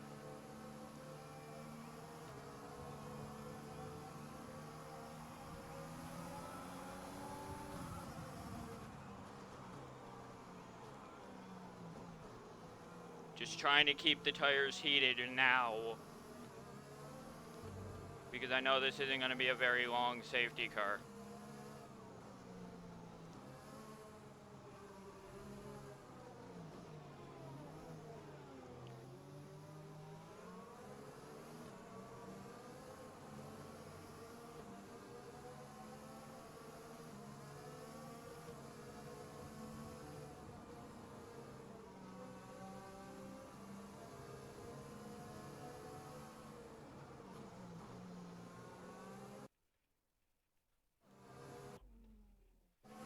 Approaching the safety car. You're leading, so don't pass it. Stay behind the safety car.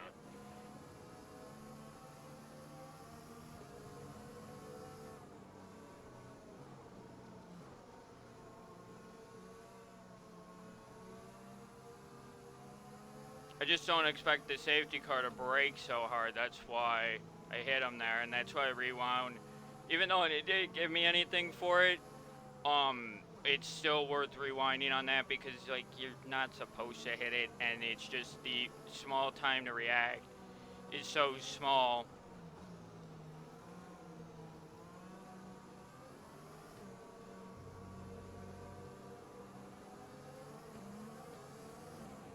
Okay, the safety car is coming in this lap. We'll be pacing the field in Sector 3. Make sure to respect the delta until the safety car is in the pit lane.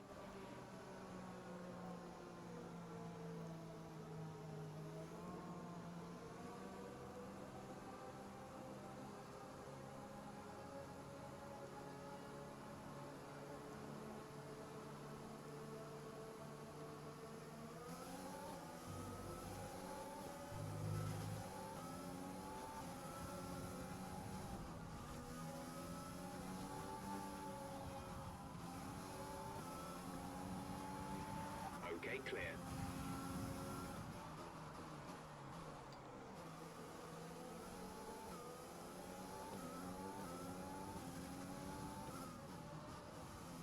Told you it wasn't going to be a long safety car.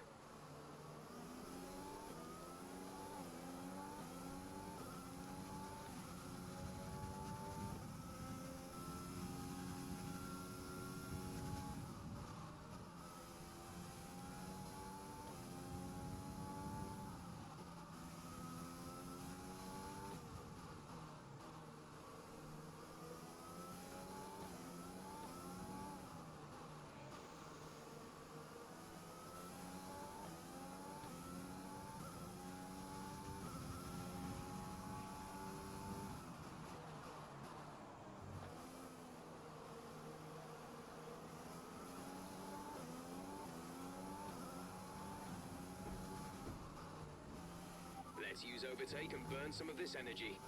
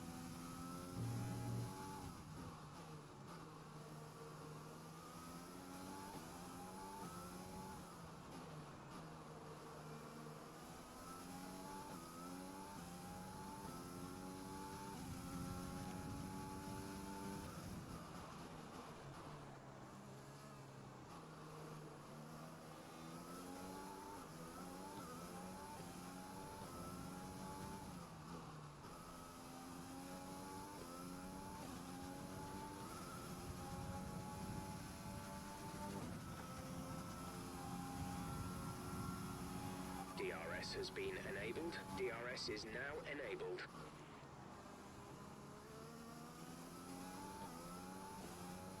You're pulling out a second lap on the car behind.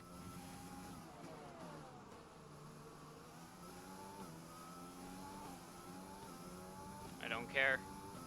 I'm pushing hard here right now.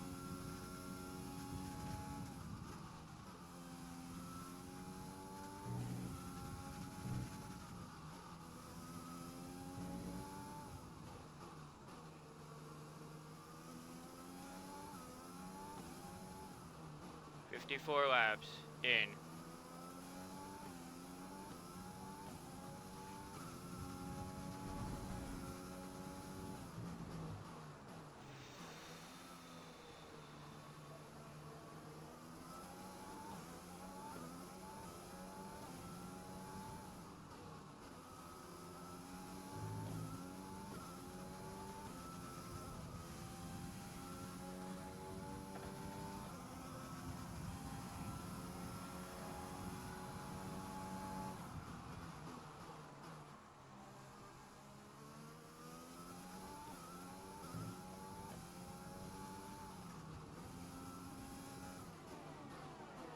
I got a 4-second gap that I got to work with.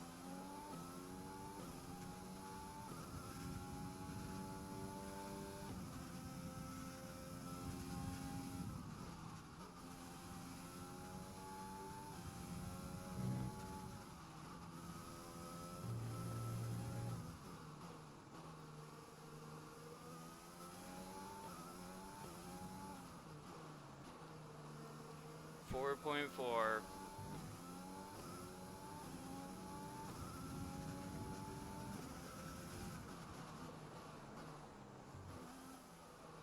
Come through this section here, come around that corner, come around this first corner and into this second, and push hard. Straight line speed, all the way down the straight.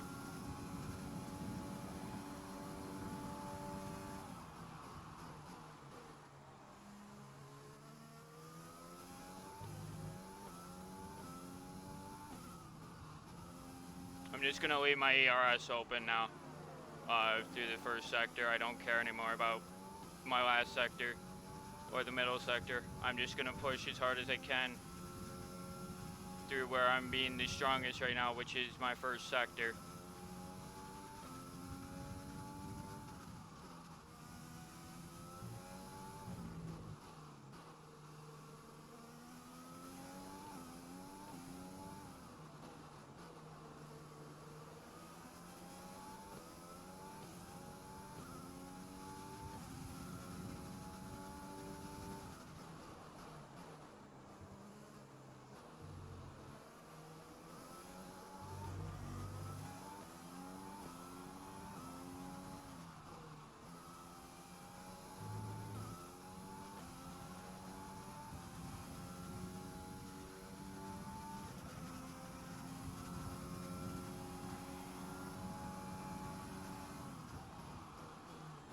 And as long as I can keep them at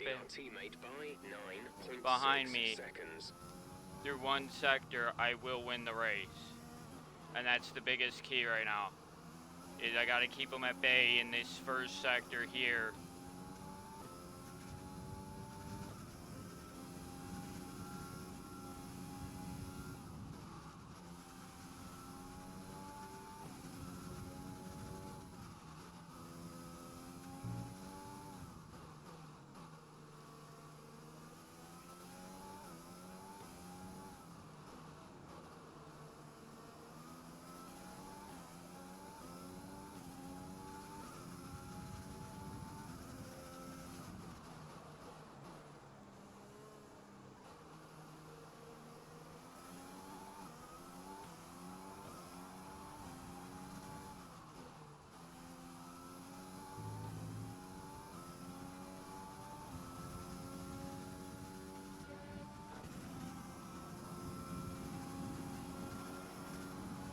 That was the fastest lap of the race. Keep this up.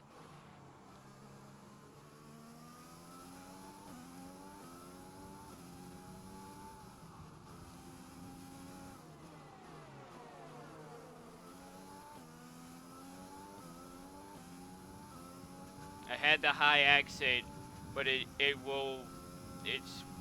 that's completely normal for me to have occasionally, and it hasn't bit me in the ass like that. If I screw that corner up like that, it's been pretty consistent.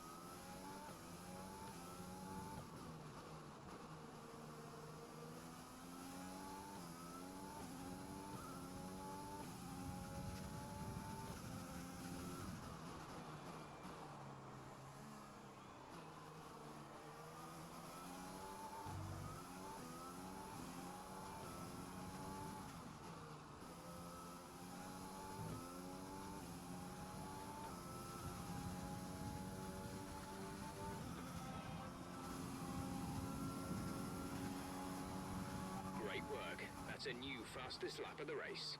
A 1:11.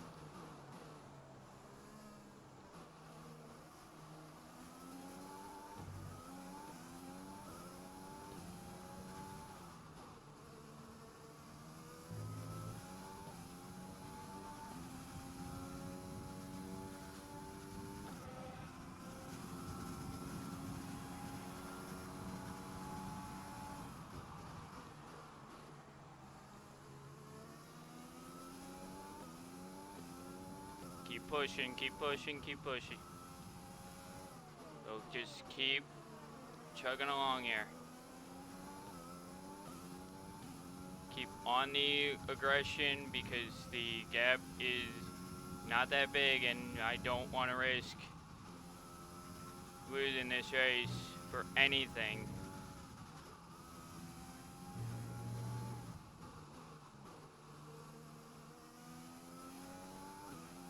My strategy has worked all race long.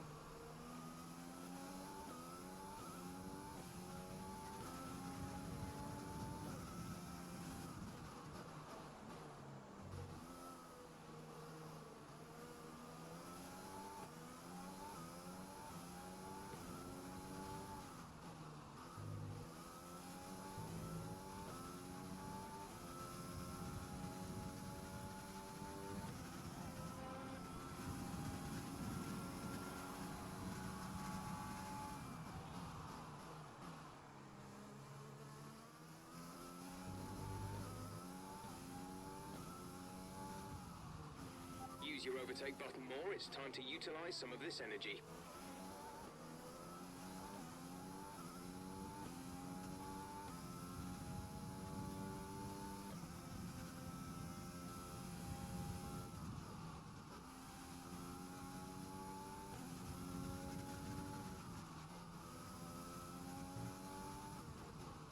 I'm just gonna let raw car power be the source through this lap, most of this lap anyway. I have a plan, because I'm gonna actually use ERS in a different spot and just see.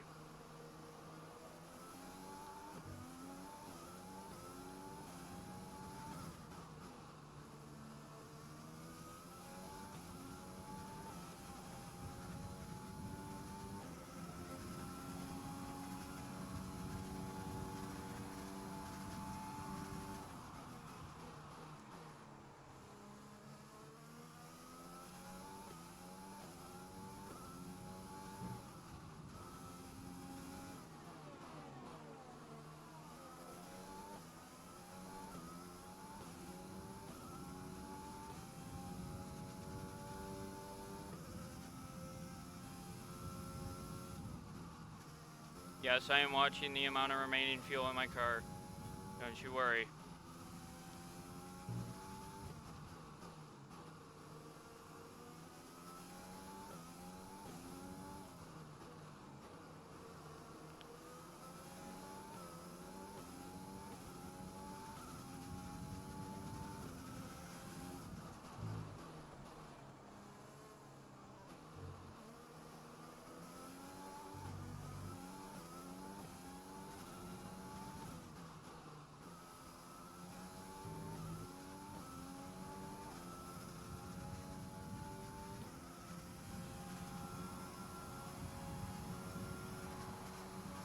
Good job. That was the fastest lap of the race so far.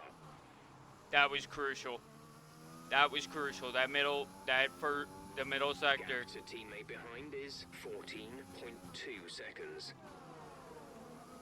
Even though when I screwed up that one corner, I still hit everything else near perfectly.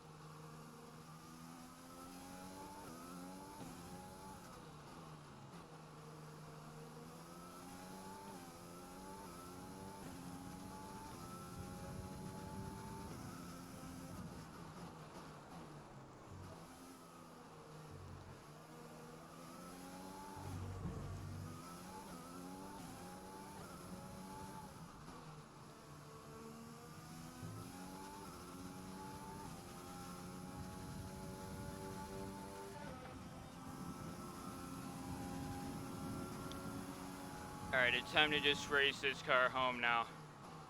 Which basically means that I'm going to keep it in standard, but I'm going to take ERS off, and we're just going to bring the car home to a safe victory.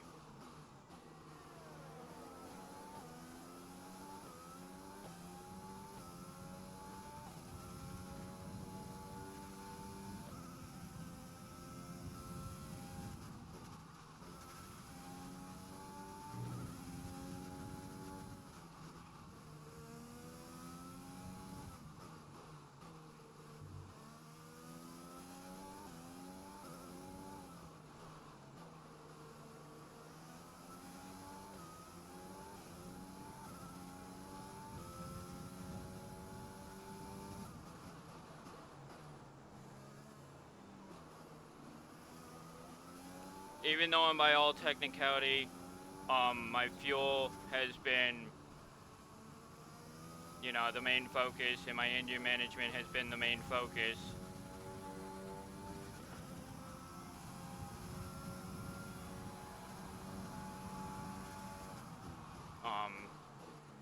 Finishing in standard is what I typically do anyway.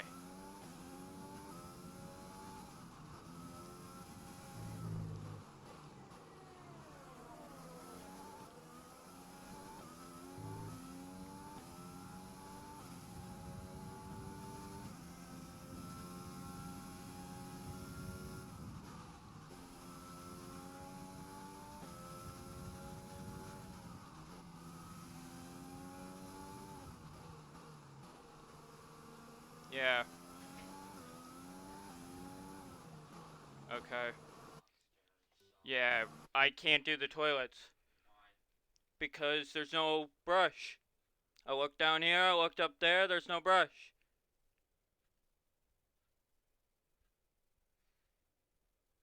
Which means Ellie and Justin probably took it. Uh-huh. Mm-hmm. So. But do me a favor, there was one spot I didn't check. Do me a favor and make sure it's not under the sink in the upstairs bathroom. The toilet brush. Because if it is somewhere, it would be there. And I didn't bother to look there.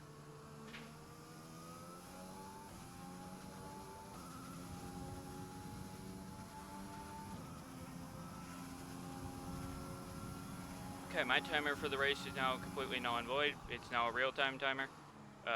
But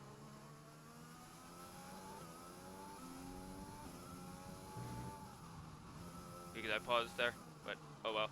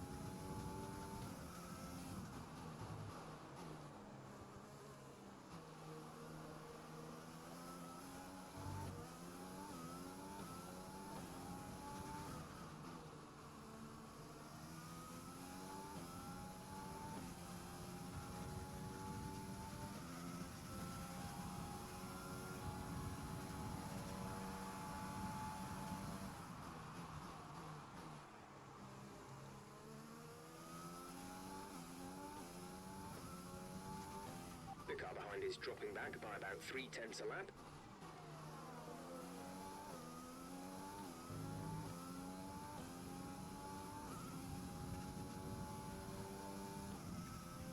There's 5 laps of fuel remaining. Figured. Okay. So if he wants to bitch at me, it's not my fault.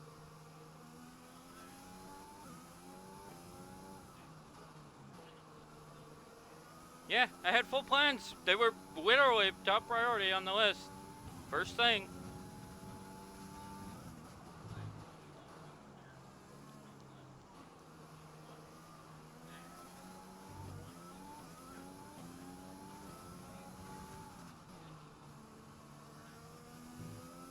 upstairs bathroom.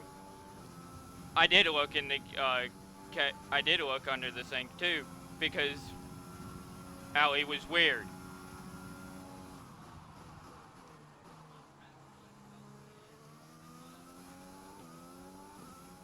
Mm-hmm.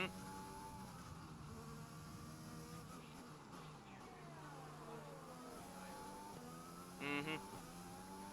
Battery charge is high. I did look, Let's so use that we over both St. looked, Bottom and Hill. that was, the second time you looked was more of a, just a verification for me.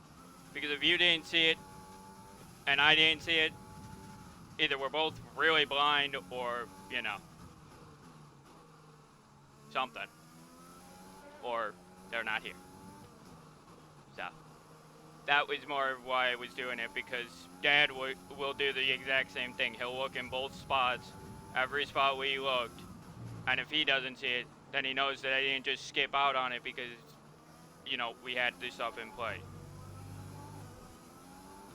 No. We wouldn't do that anyway.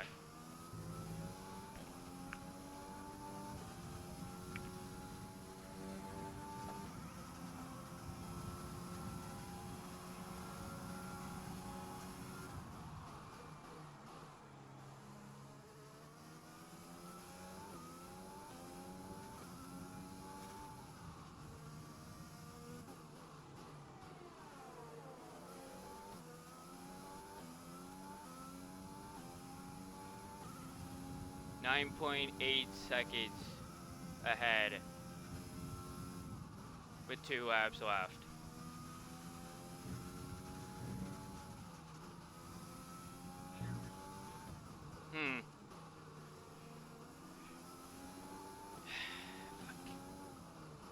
Okay, I'll be up there in a minute to do that. We've only got 2 laps of fuel left. Huh. Okay. Weird. Yeah. Anyway, it's super easy for me to do it anyway. It's simple as just pouring a little bit of bleach in the toilet, scrubbing down the bottom of the toilet. That's all that needs to actually be scrubbed. It will take me less than 5 minutes, but I'll do it when I finish this and tear everything down and move to my other game that I'm gonna play. The car behind is gaining on you by 0.5 a lap. Yes, I am leaving Legion for my PC when I'm on mine. So.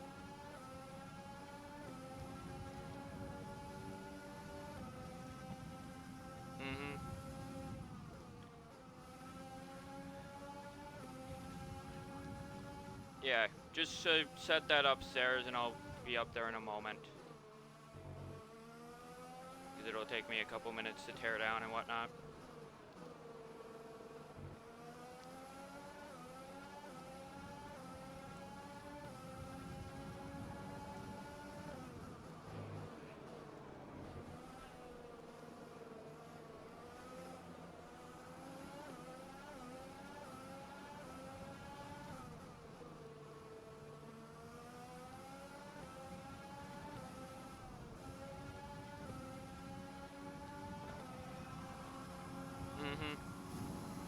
This is your final lap of the race.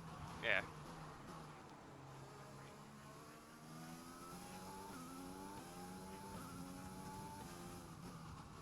Yeah.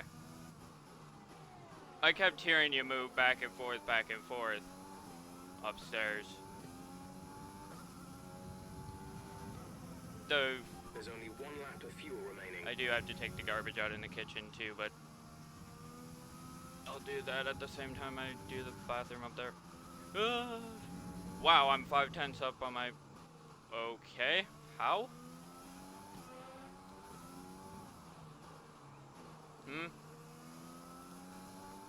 Yes.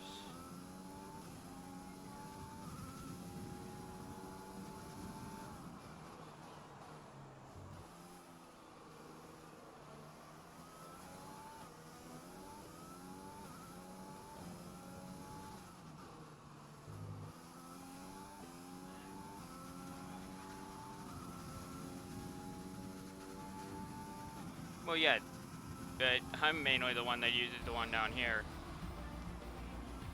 worked hard for that one. Congratulations. Hour and a half.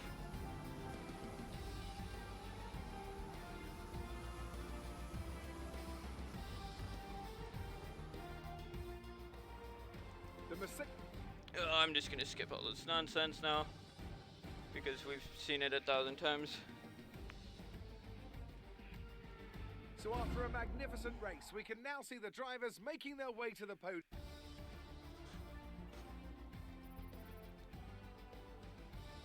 So let's review the updated driver standings.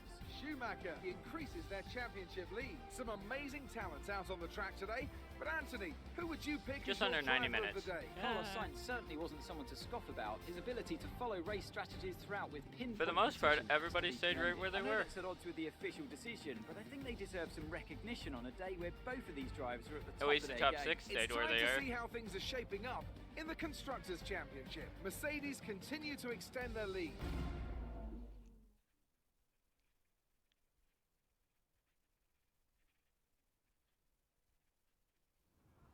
So that was an exciting race from our perspective. Let's have yours. Was there really any competition for you today?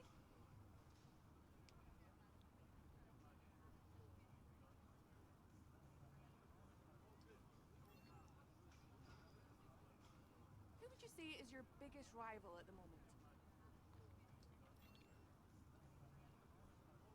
You had a close battle today, didn't you? You scraped the walls a few times. Were you struggling for grip? No comment. Great. Well, that's everything. Hate that freaking one so much because it's not even a negative thing. Like, it's just like, it's negative if I pick something as a response, and it's just like that. It should never be a thing. Like, I hit the wall a few times. Well, in real life, if I would have hit the wall once, the car would have been destroyed. 9 out of 10 times, it's the correct way of looking at F1.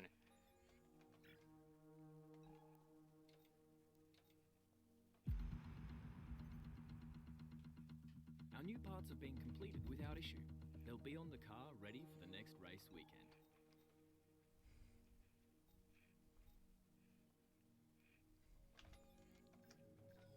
What do you think of this one?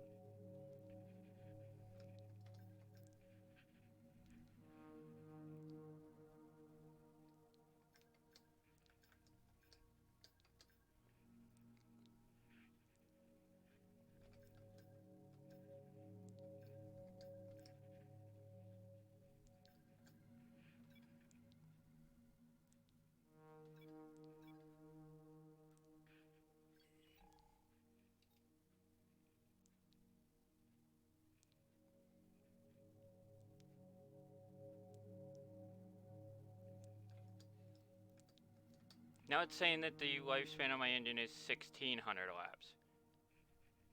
The fuck? I don't get it! I don't get how that fucking screen works. That freaking thing is so weird. Like I said, just take that upstairs and I'll be up there in a minute. I'm not gonna forget.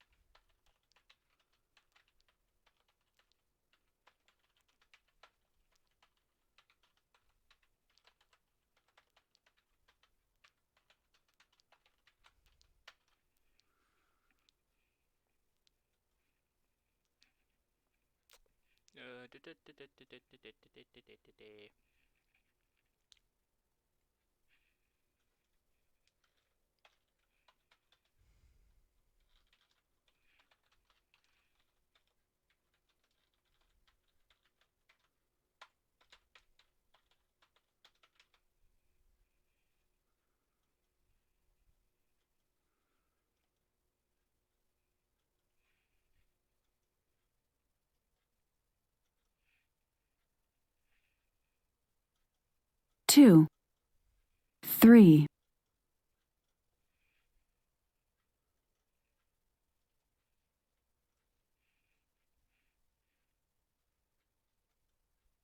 Just let me verify one thing before I go in to that.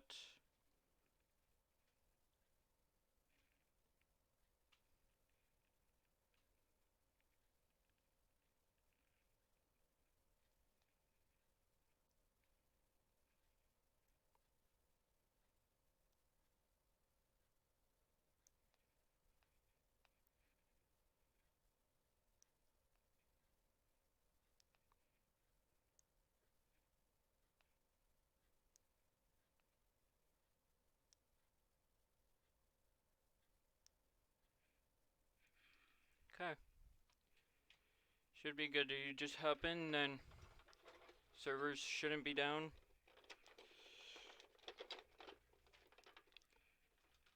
Doesn't mean they aren't, but if they are, we'll find out quickly. But you guys won't, because I'm gonna actually throw my BRB screen up for several minutes while I go do something.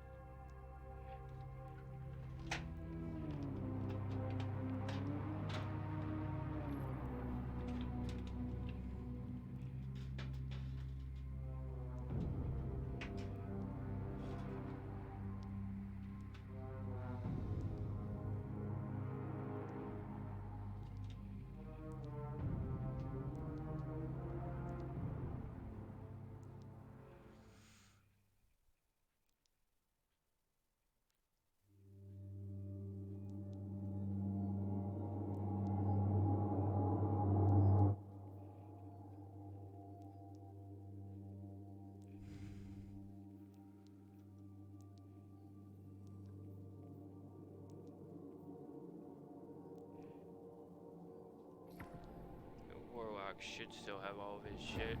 Yes.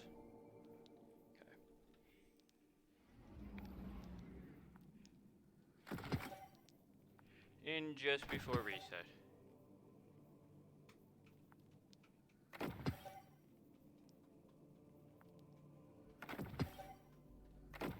I know. Get time. But the dawning event should be over. As of today, though, too.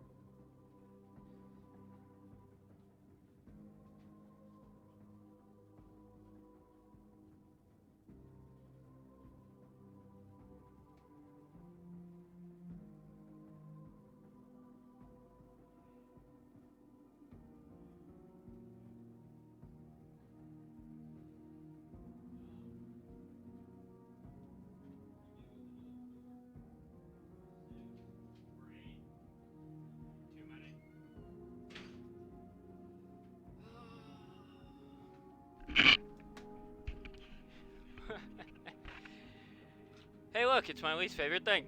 Ha!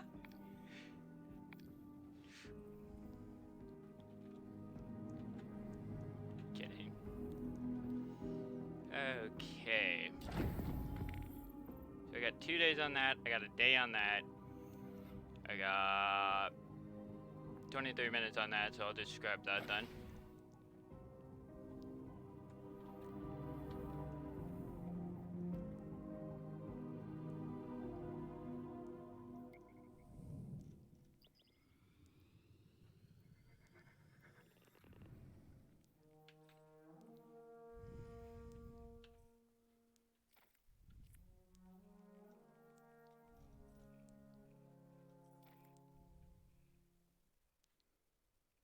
There it goes.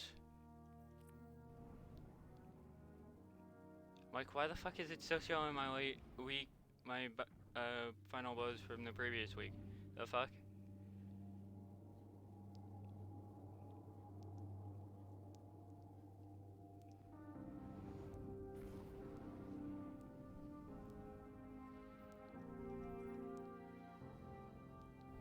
I don't have time for this. It's a little joy. New quest available. Huh? Zavala and Eris must understand that they are fighting for the same side. Hey, Bungie, the fuck is going on with your servers right now, boy? What the hell? Like, okay, so it's this area this week, and here's the Empyrean thing. It rotates weekly too. Moon.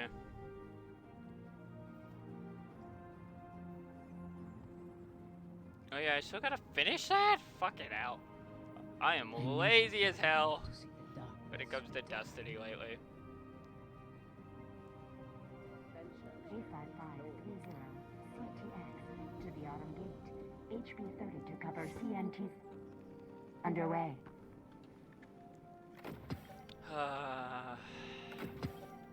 All done, all done. So the dawning is technically over. Let's get started. Can't even just turn in the quest for you? Like the fuck, Bungie. What can I do for you, Warlock? Well, actually, let me do this real quick. Let me return to orbit and then come back. Because what occurred was because I was in orbit when when the reset occurred, it didn't actually properly reset all my shit. So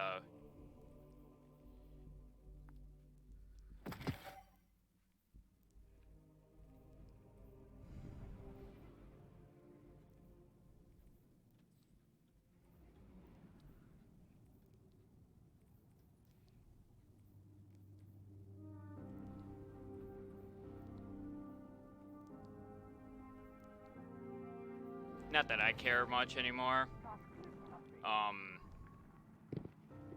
Because the dawning was kind of the main reason why I was playing so much. And now that it's gone and over and I just barely got everything done in time, makes me happy. Thanks.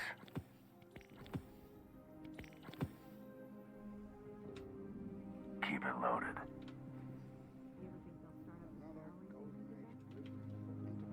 Don't get burned.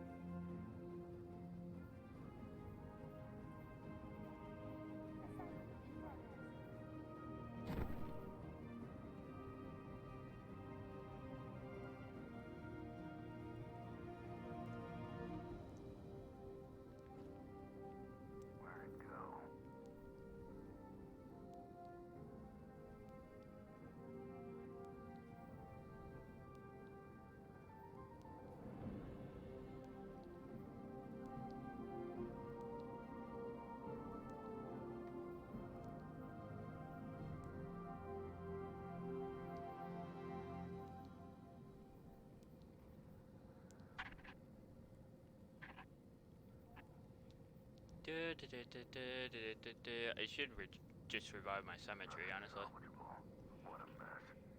Because that'll be the smartest call to make here.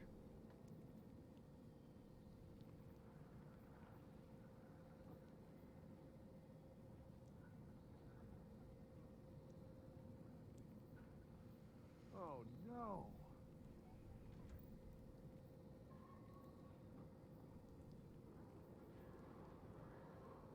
But, The Iron Banner is war. Are you yeah.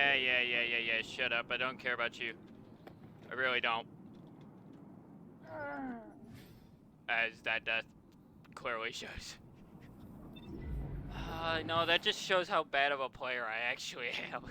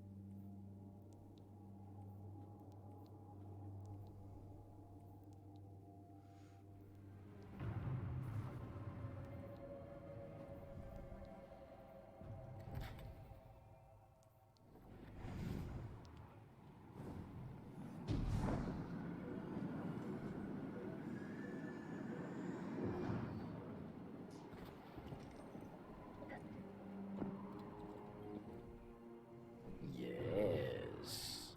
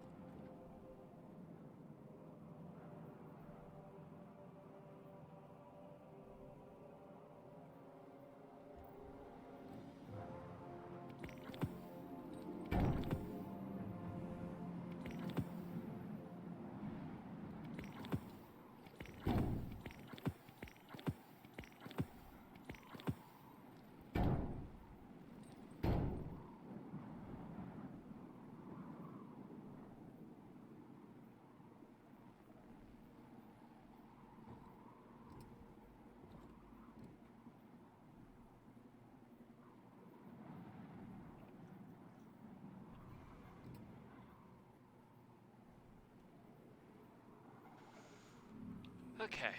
What do you know? Not a damn thing. Duh. Obviously.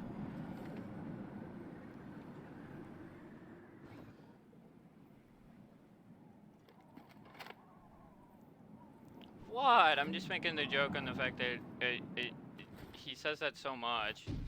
I mean, like, I'm not being wrong when I say that I don't know shit, and there is a lot of Destiny lore shit that I don't know, and it's because of Bungie being stupid about how they designed their fucking game.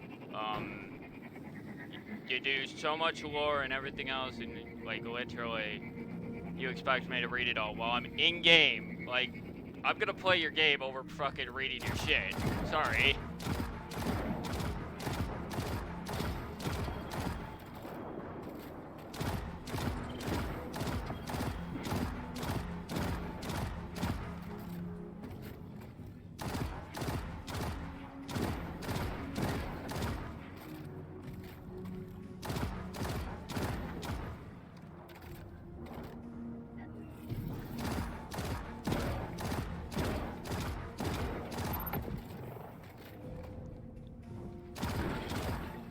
There's obviously a reason.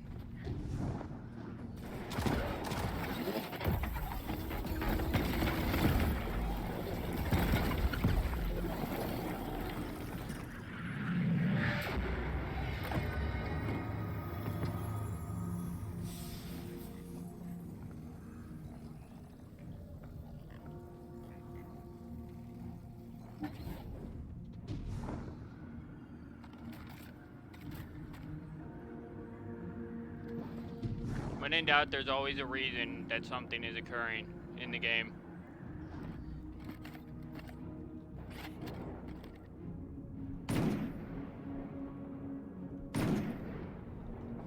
Even if it's me sniping Vex from a mile away. The only issue I have with being on this planet specifically is that there's so many players in the area, and the only reason why that's an issue is because I like to do a lot of shit, and other people have better weapons than me, and they just absolutely demolish shit. So it's just it's slightly annoying sometimes when you just want to be killing shit and you get your kills stolen left and right in the public game. Like, I mean, like, I don't mind it, to be fair. I don't absolutely hate it. And you will be rewarded. It's just annoying.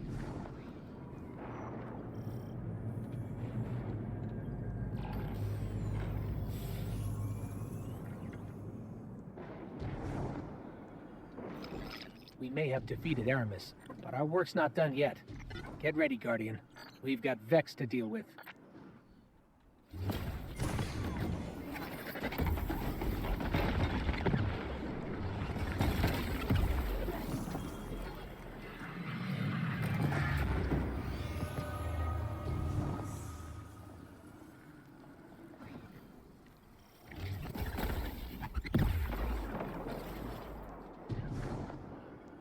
I also gotta remember that I do have to do other shit on my Warlock still. I mean, like, what I'm doing right now is just kind of getting back into it. Like, I don't...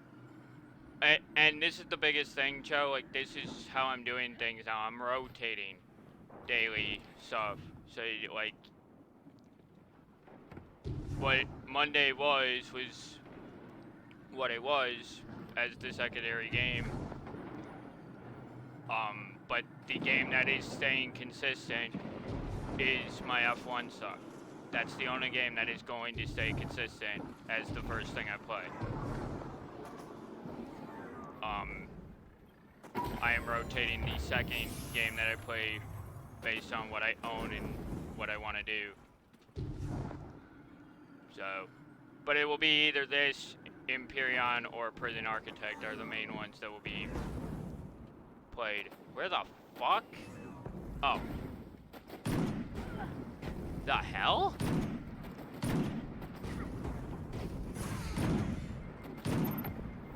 I've never seen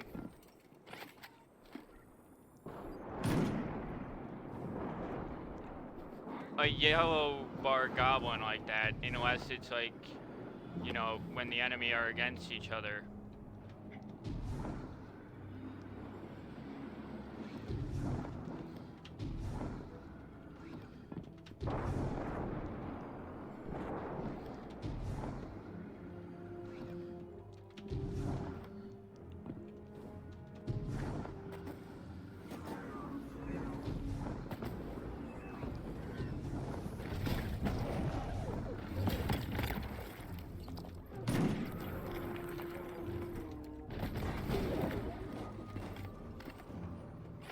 But it's because of this.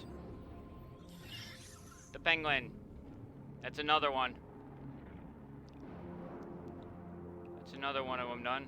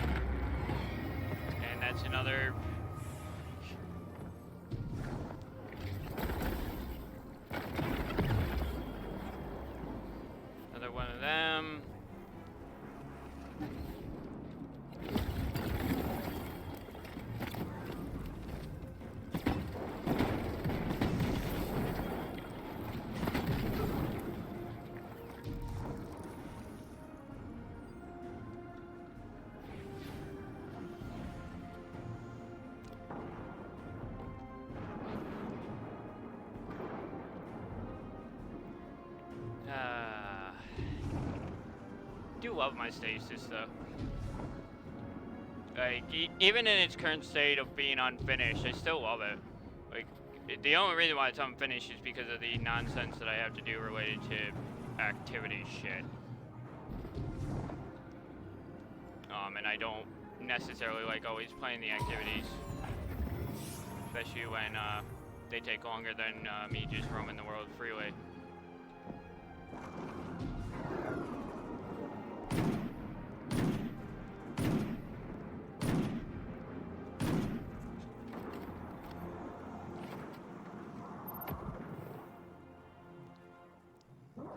Kinetic, progress, grenade launchers, Vex, sniper rifles 13 and 25.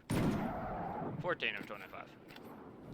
That's why I've been using the sniper, is because I actually have a thing for it.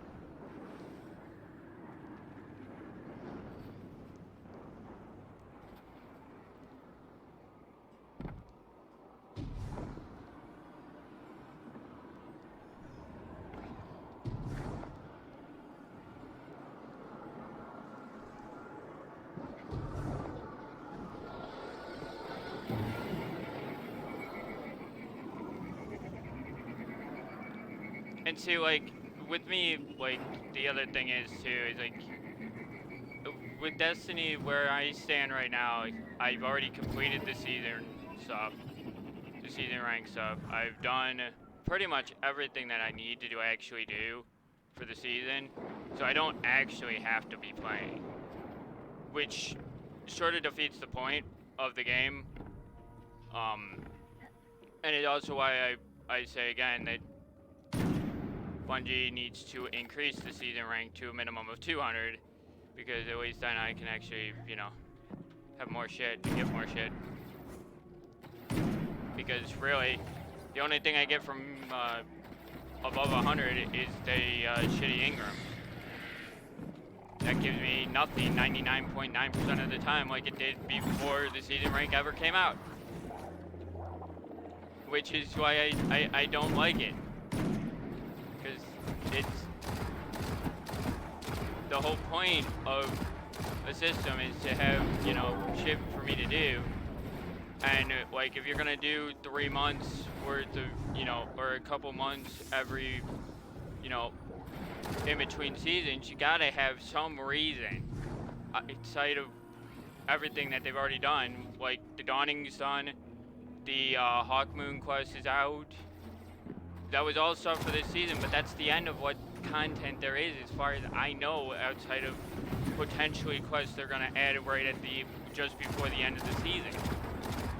And that's where Bungie kind of loses me, is because, like, you know, I'm not saying that they need to do a major update every reset day. No, I'm not saying that.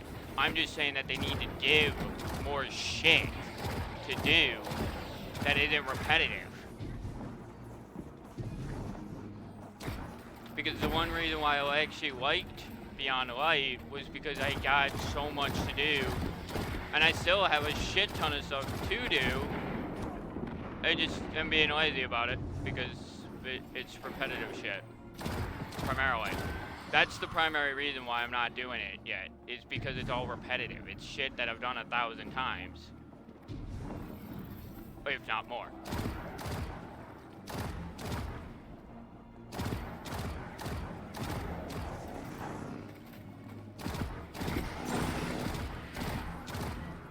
So that's where the game kind of loses me.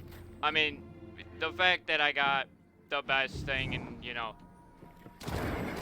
I'll have all the content for this year, for every season this year, is, well, that's a great thing that I did that, and was able to get that for a $60 value versus whatever the actual price was. That definitely helped, quite a bit, that would just happen to be on sale. Like, because that covers me for...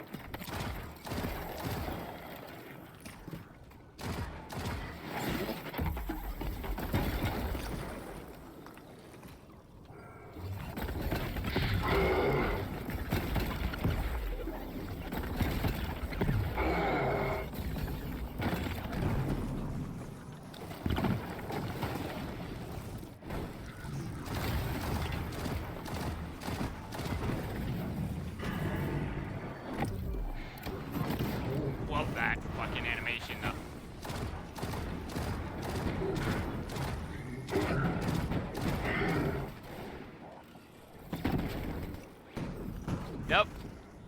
Not killing me. Not today, boy.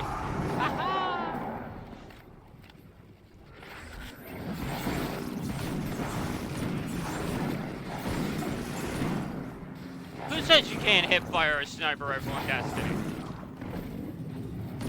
Oh, right, me and everybody else. Against AI, it's completely fine though. Like, saw that coming though. There's one level up already.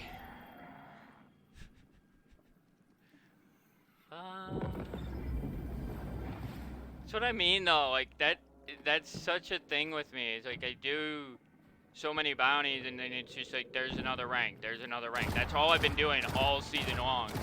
And that's how I'm up as high as I am. I've not done a single raid, done nothing related to the raid,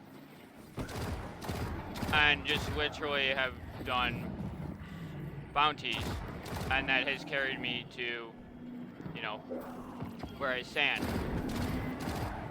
Although Bungie, seriously, if you give me the same helmet again, they've given me that same helmet 4 times and it's not even the helmet I need. I need armor from this area. Like, I need 4 pieces of armor in total of the cryostasis shit, or cryoskeleton, or whatever it's called. Armor.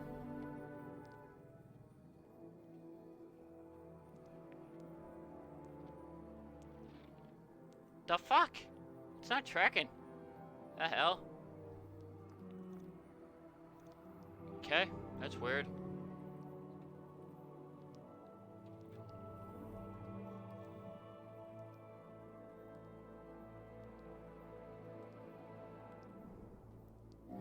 Scout rifles.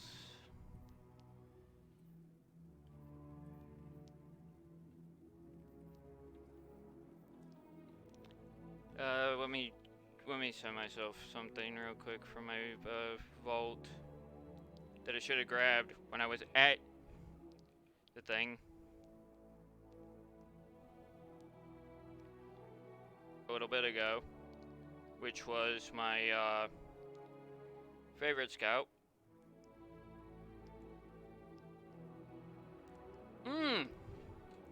Okay, I can't do it that way. I'm gonna have to go back to the tower and get it done. Real quick. My cemetery. My favorite scout in the game.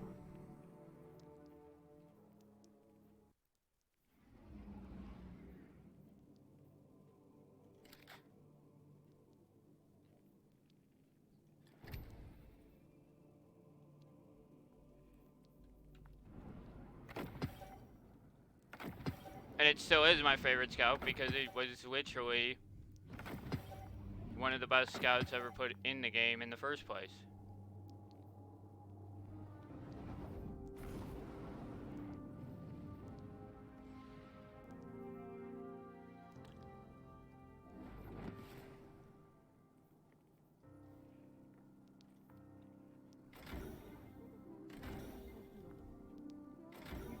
Must be submitted to the proper channels.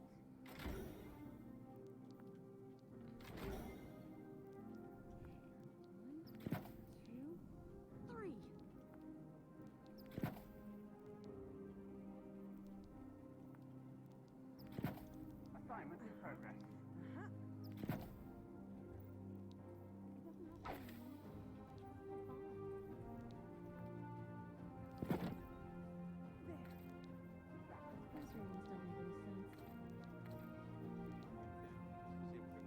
New tasks must be submitted to the proper channels. Yeah, it's this side here that I need more of. Which I'm gonna immediately cover up with the ornament I got because I like the ornament better.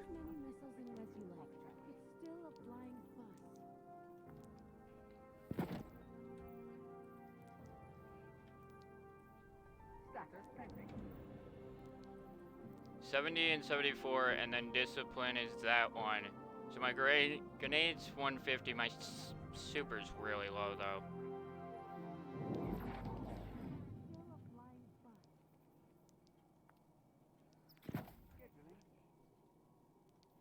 I've been saving up money for an Eververse commission for weeks now. Class ability cooldown is down to less than a minute. That's actually quite nice. You're so cool. Grenades a minute 50. Super's 5 minutes though. That's why I'm a little bit.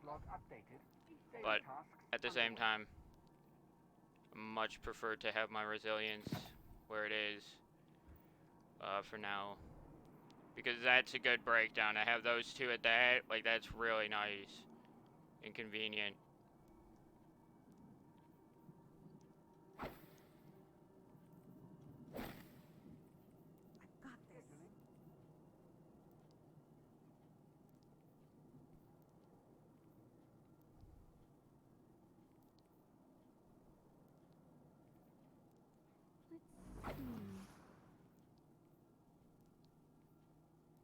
New tasks must be submitted through the proper channels. Dish is out of alignment again. Actually, that's the better piece there to wear. Yeah. Calling it. Time for a break. Okay. Let me grab my symmetry. And probably something to actually infuse it with that's at 1250.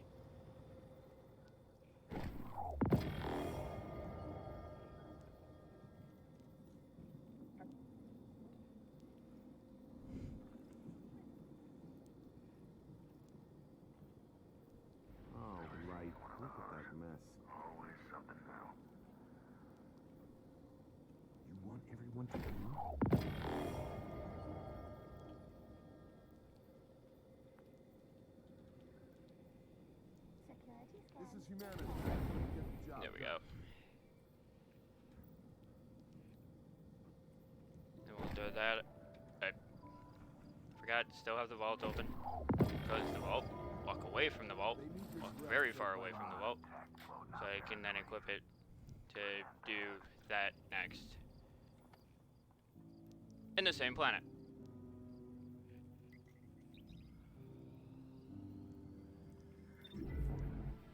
But we will actually go to a different part of the map. I don't always like staying in the one area.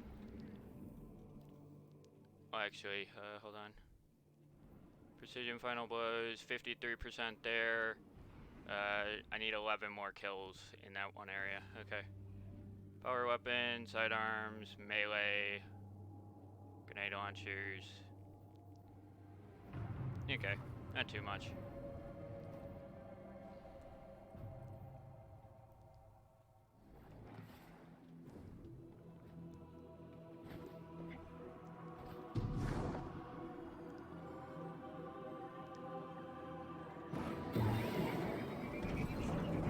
And the only reason why I care about these sets here is because it's powerful gear related and likely to be the armor that I need from one Varix, but you know, because I need a total of 4 pieces for that last tier 2 quest line thing that I have that I need to finish.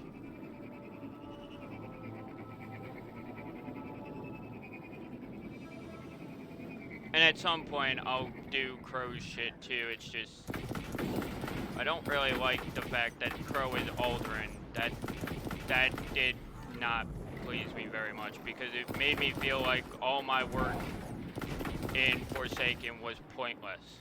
I know that they renamed him and everything else, and he's not actually Aldrin, but the one quip that he has that is clearly Aldrin's voice just ruined that.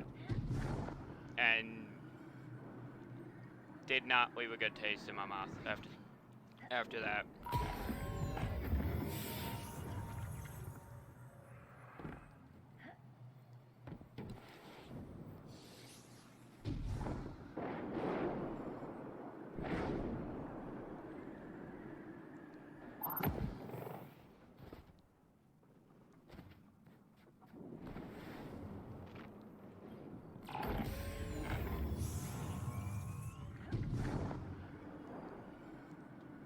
But yes, this has always been my since it came out, I've always liked this exotic.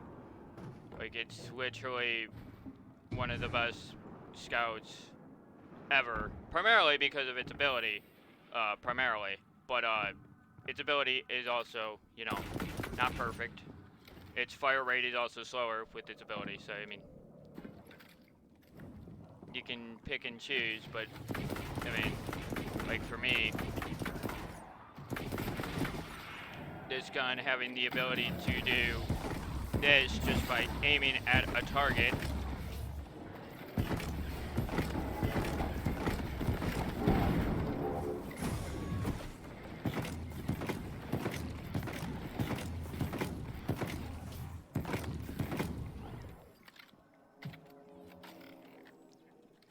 I mean, you can't always have that on because, I mean, it defeats the point of the actual perk that it has.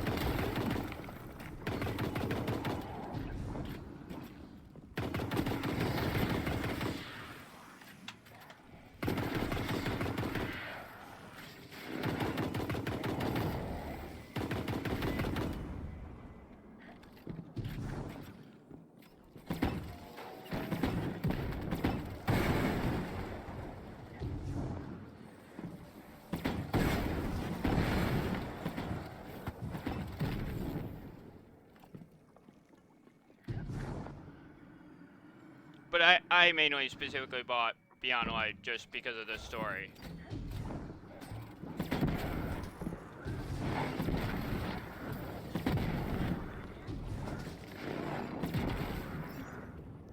Because that's content that, you know, I will almost always deem story content worth expansion, but the biggest reason why I still haven't got it, Warlords and that stuff, is purely because I don't feel that the Division 2 is worth it in the current state that it's in.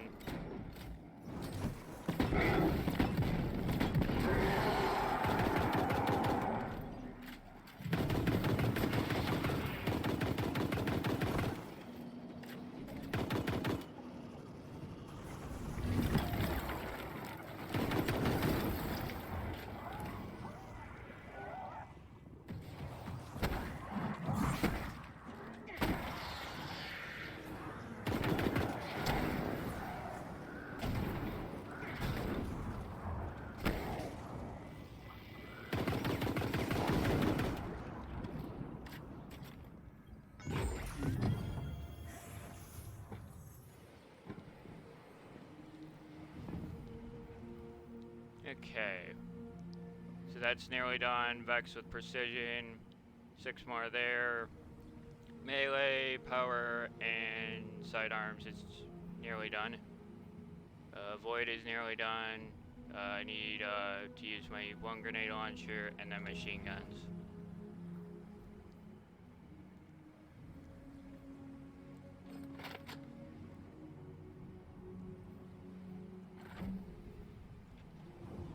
Okay.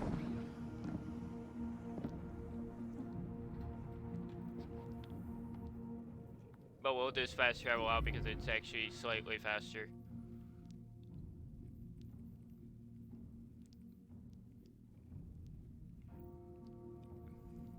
And I still have to do the fragments related stuff, because those are also things that's still something I haven't actually done anything with yet. And again, it's primarily because of activity focus. Like, I would much prefer Bungie focusing, you know, I don't mind like a final step being the activity-based stuff. I don't mind it being, you know, part of certain things, but repetition kills it for me. And the fact that basically, to get, you know, the next 2 bits of stasis, I have to do the same first 2 steps. Well, to get the rest of my stasis, I have to do the same first steps 4 times straight, or for all the steps, the first 2 steps are all the same. That is shit I can't stand. There is no reason for that. We have a huge fucking game. There's no reason why you need to do the same steps. Back to back to back to back to back. Repetition hurts the game. Like, we have plenty of areas to explore. You can... Like, I'm not saying that, you know, the strikes and that stuff are the main issue. It's the fact that repetition is just not fun past a point.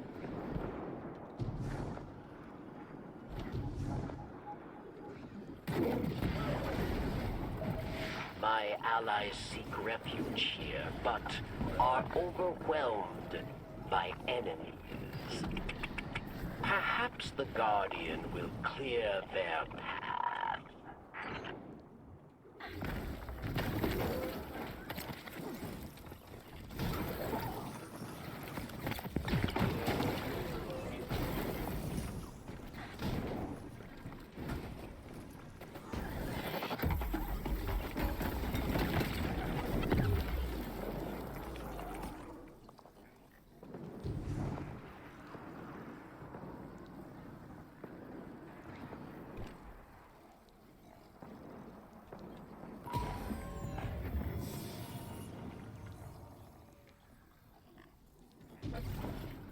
Like, there's whole bits of map where, like, we literally do one thing there, and then we never go back there for anything else.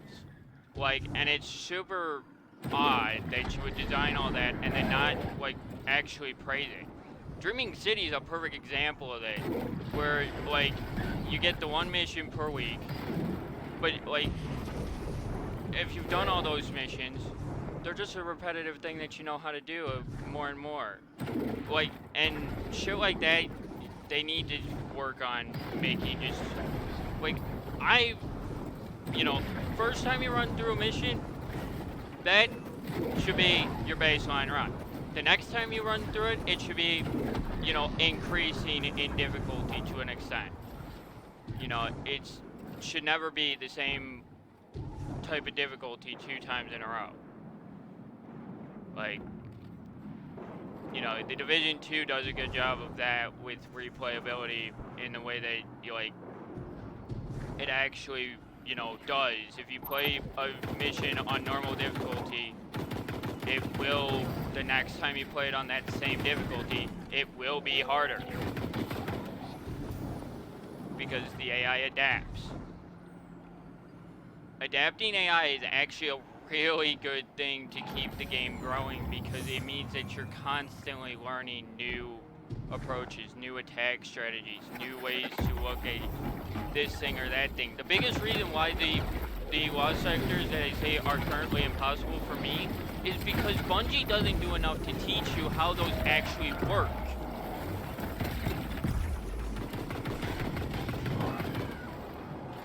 They really don't. Like, when I can literally walk through everything that the game had to offer without any struggle whatsoever. As a matter of fact, most of it deathless. There's an issue somewhere.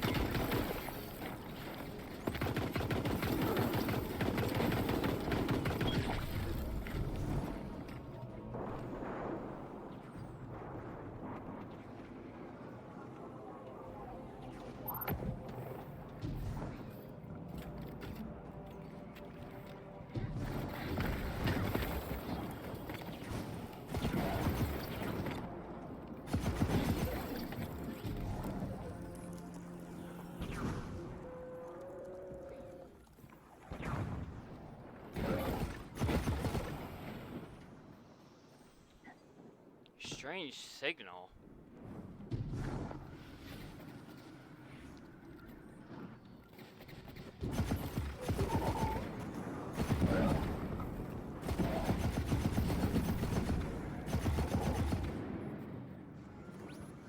The fuck? I'm confused as hell right now.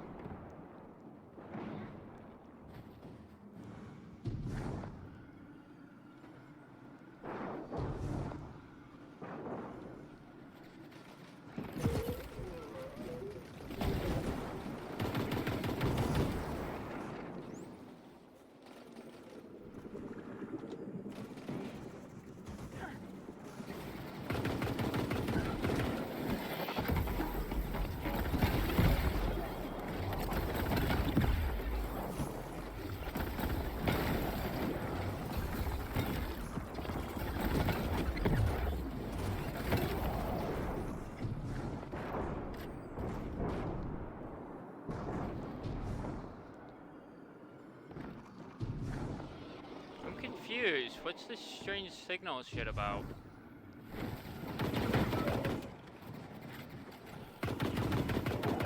Like, and it's not explaining that. Like, that's one of the other flaws that I've noticed, is there is a lot of things that they don't explain.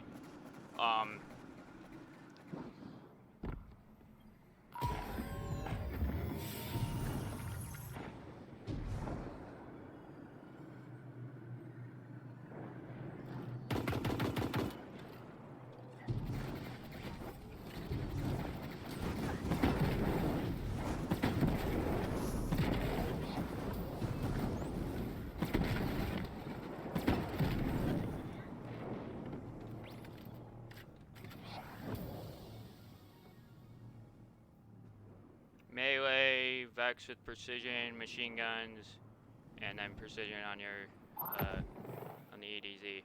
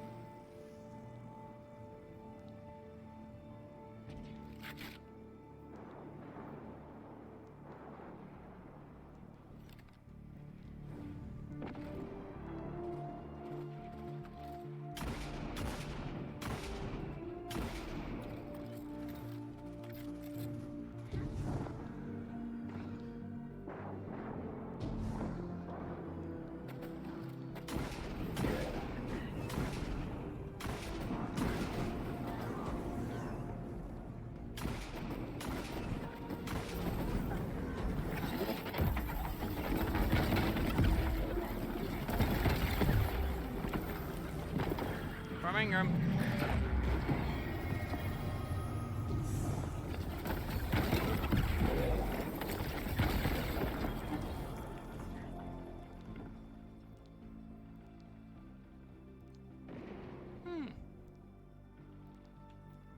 Okay, that one can actually have Dragonfly though, because that's not a terrible perk for once.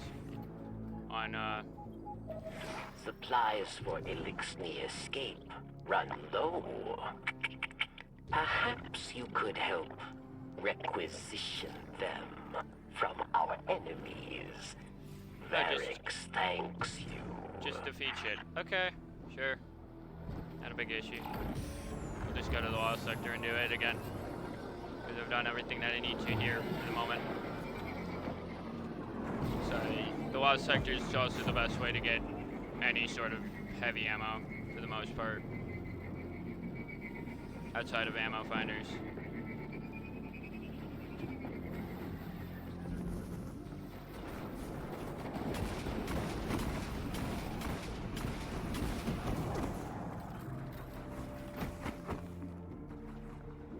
I'm not staying there because of the exploders. That's it's just that simple there.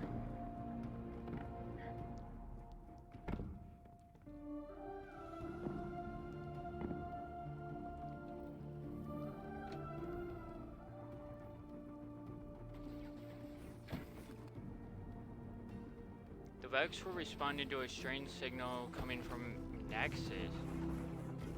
What the fuck? Okay, hold on. Hold on. Let's rush back. I only got 23 minutes left on that. I knew there was something to do with it. I just don't know what.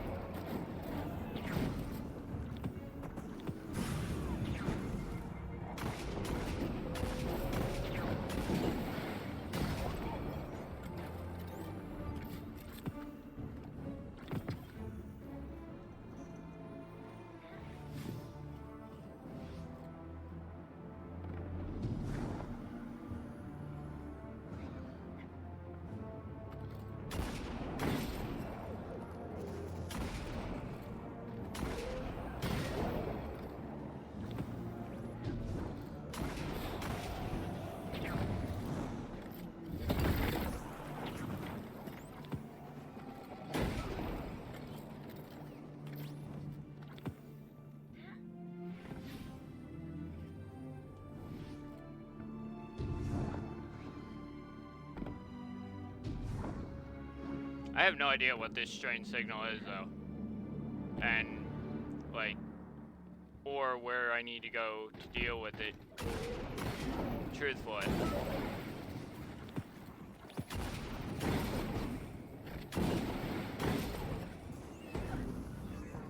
That's why I'm going this way, because I'm just kind of guessing at this point.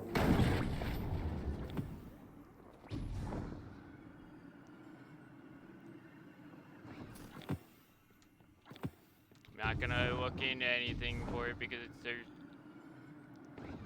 like I've been in this area and had this up here before, but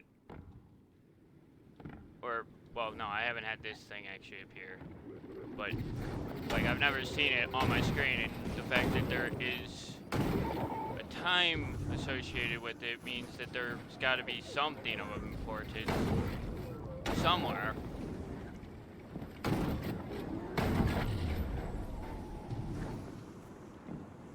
I mean, that's just Bungie's method of doing shit.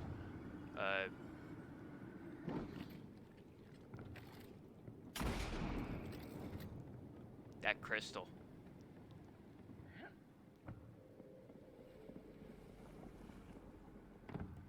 Gotta run back. I think I know what it is now.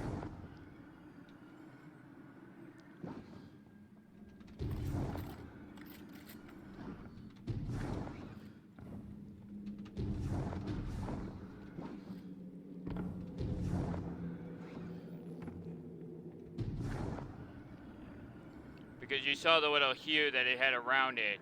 That typically means that that's something. That it means something.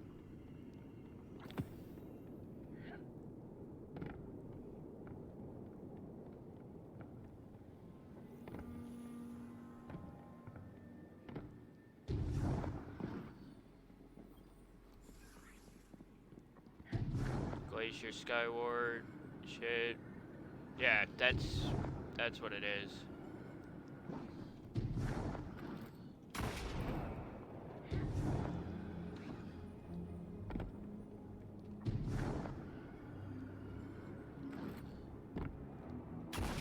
Friendly harpy? The fuck? Wait a minute, this is a fucking Nessus thing. The hell? This is a Nessus quest. Way back. The hell?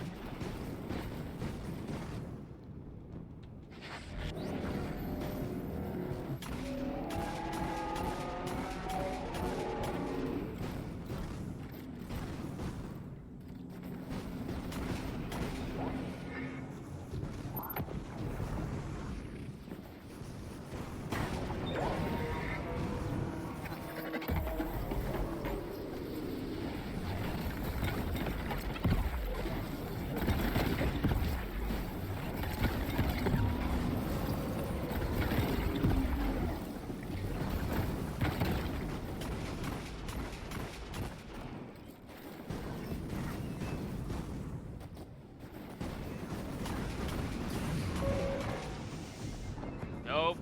Nope. Nope. Nope.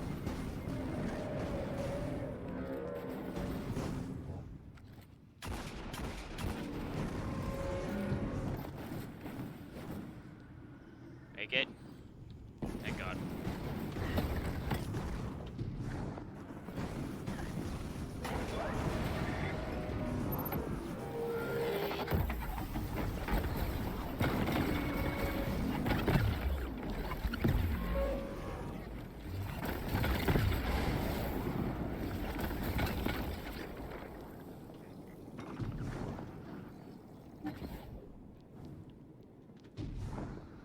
Well, hello. Okay. That's something different. That's for damn sure. And also pretty fucking cool.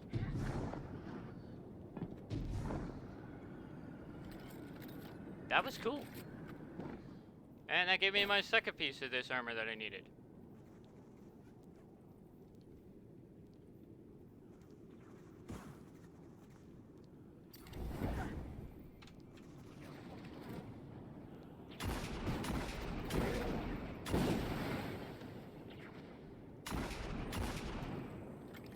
Okay. Need 2 more pieces of that armor though. So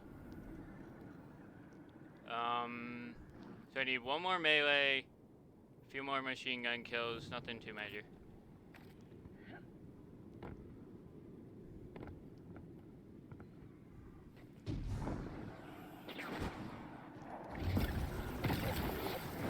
There's the melee. Now I just need machine gun ammo. Something that seems to like never like to drop, ever. Or at least lately. But I should be able to afford at least one of these, which should help a little bit, but probably not a lot. But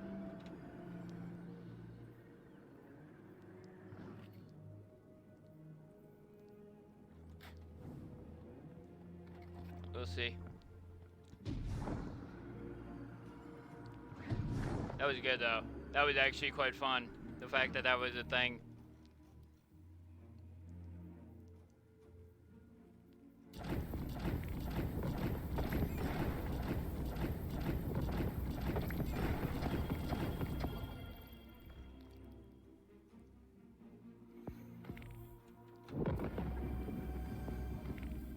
Return to the tower for powerful rewards and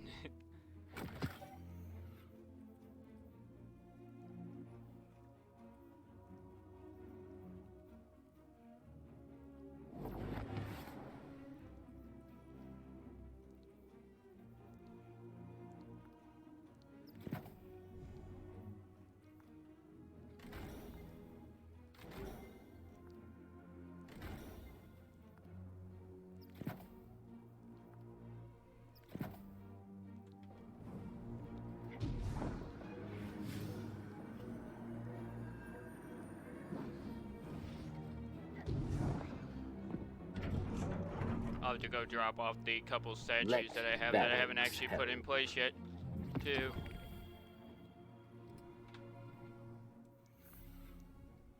Power bonus. 18.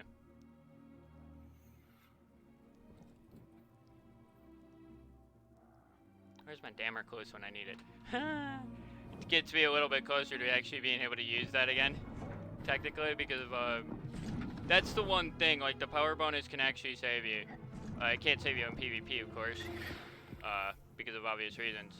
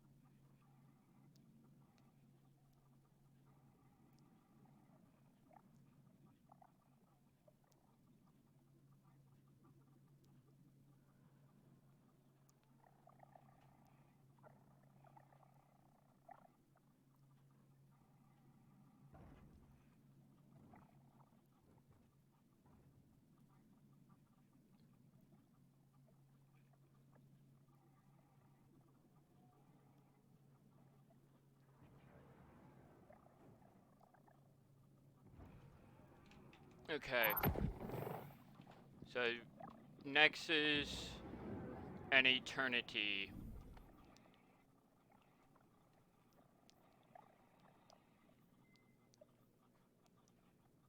Eternity is over here. Okay. So those are, I think, the last two? Yeah. So Nexus and Eternity are the only two I have left. The rest I have.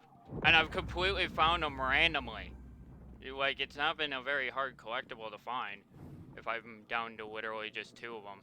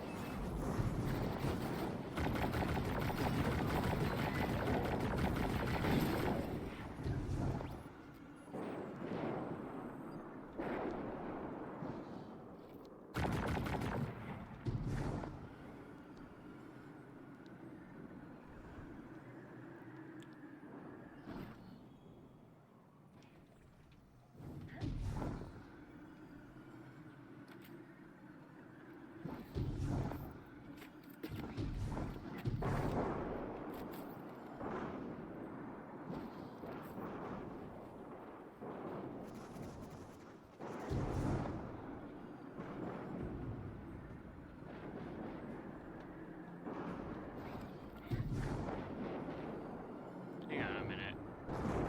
Okay. So, this is confusing. At least according to this guide. The darkness has set another trap. Elixni rush to take the bait. Get in their way, Guardian, for all our sakes.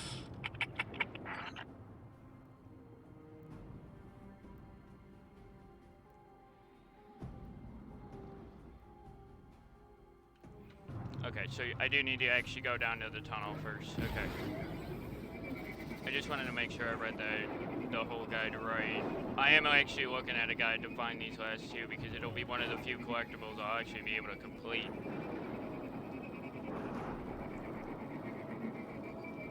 As soon as we get there, look straight up is what, run to the edge and then look straight up is what it says to do.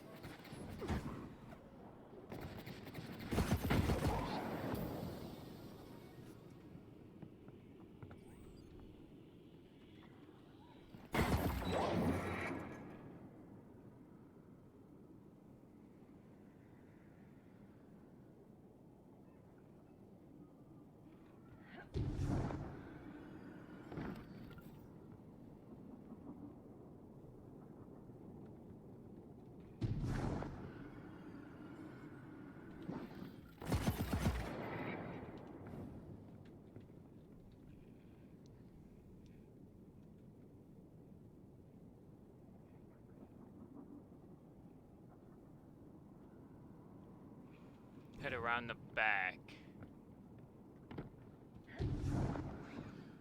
So, this way.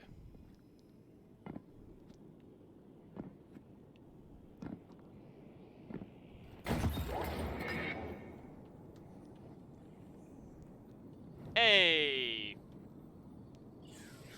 Now we need to go to Eternity, which means fast traveling back.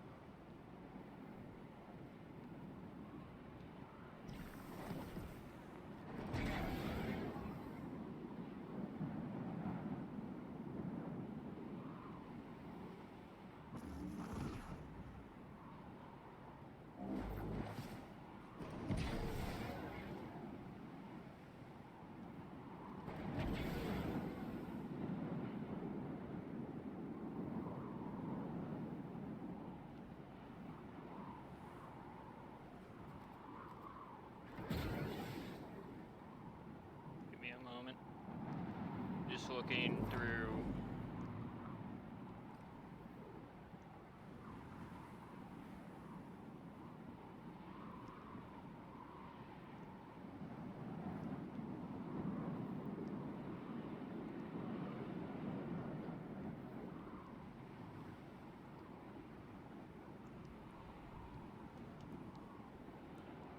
Okay, we got the guide up now, so we will go and head there.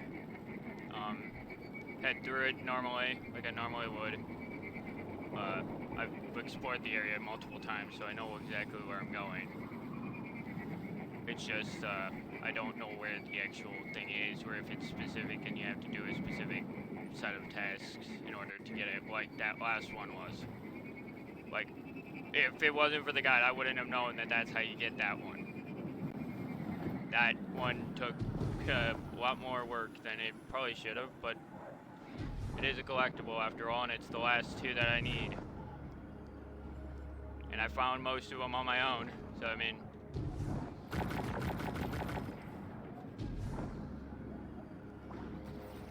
Not normally one for the collectibles, though, to be completely honest. Never really cared about them because they're always too annoying a lot of the time. But this one hasn't been that bad, genuinely.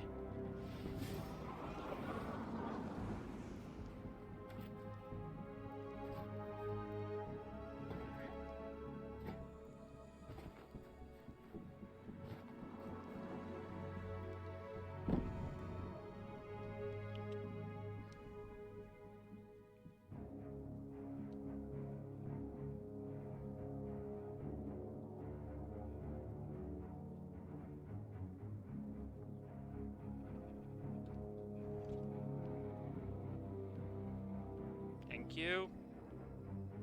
Guide for fucking resetting.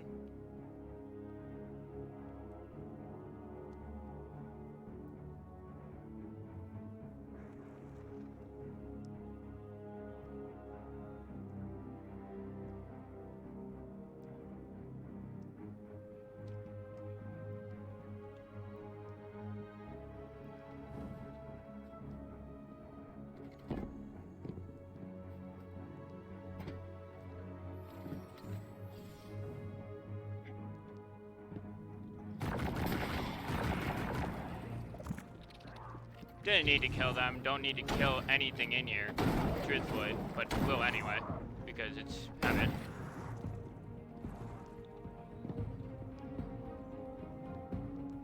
Okay. Follow the path all the way through till you get to something. Drake charge thing. That's what it says in the guide, which is a interesting thing.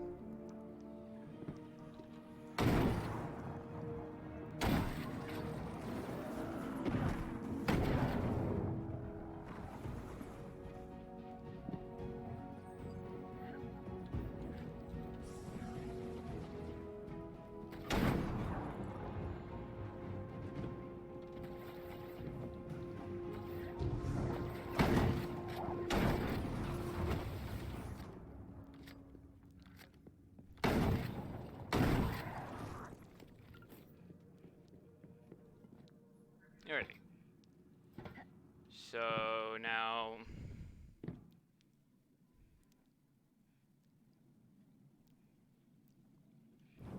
an enemy called the Drake charge.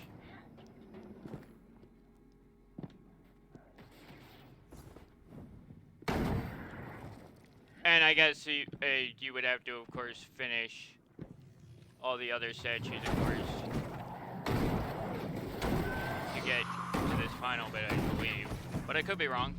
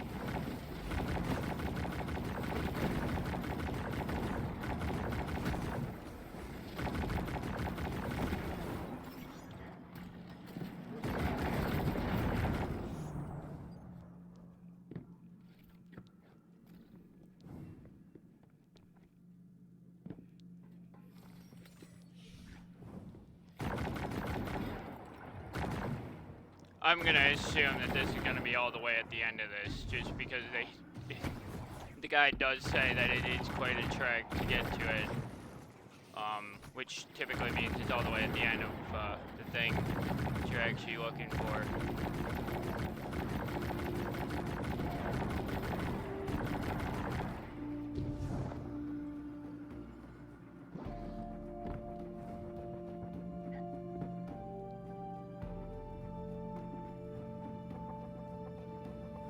But I am gonna still look around absolutely every bit of the room just to make sure as I go that I don't miss any sort of enemies.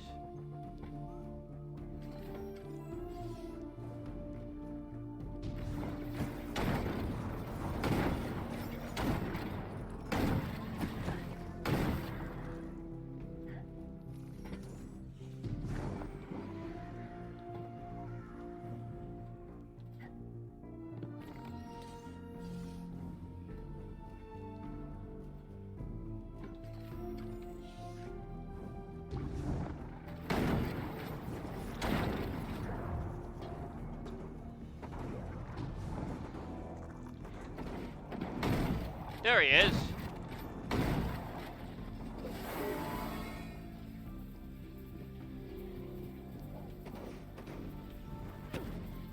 God damn it, the guide reset again.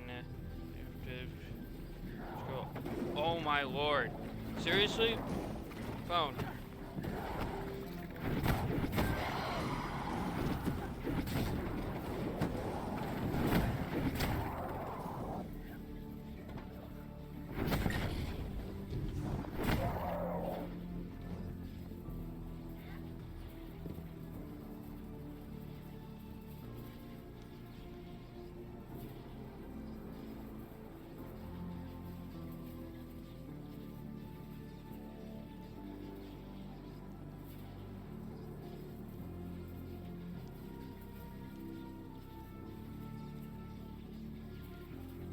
Okay, so there's something a little bit further on that it deposited into.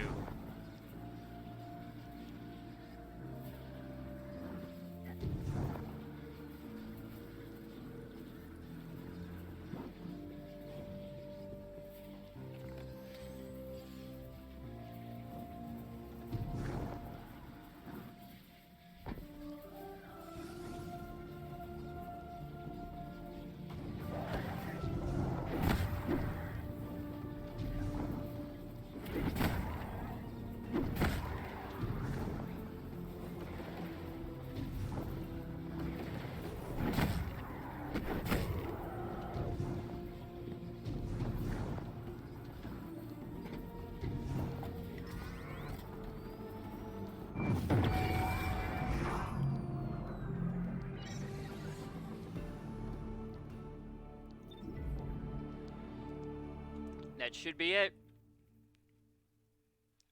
Now let's go place those two, and then I'll be able to finish that set of triumphs up, which will make me happy, because it'll be the first ever collectible that I've actually bothered to finish, because there's so many.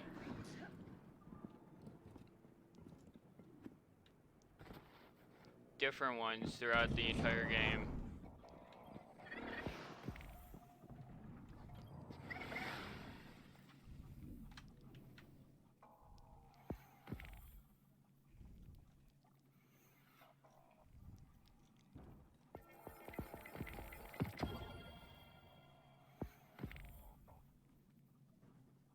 Like, for example, the Didexo collection. It's still around.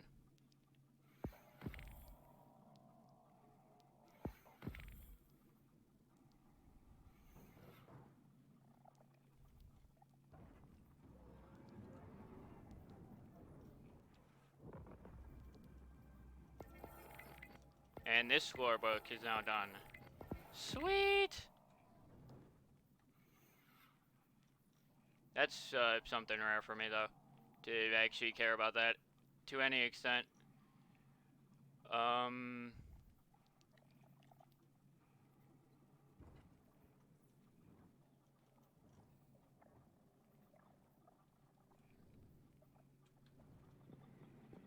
So glad I finished that, though. But now we need to quickly run back to Beyond and go place the little thing that I got, because that's what the point of those are. That the consumable object is something that I'll actually be placing in the campsite down here. And well, it's not the tribute hall that I'm really not happy that Bungie took out, even though I rarely used it, but it was the thing I used quite consistently when I needed my vault in and didn't want to wait 6 years to load into the tower.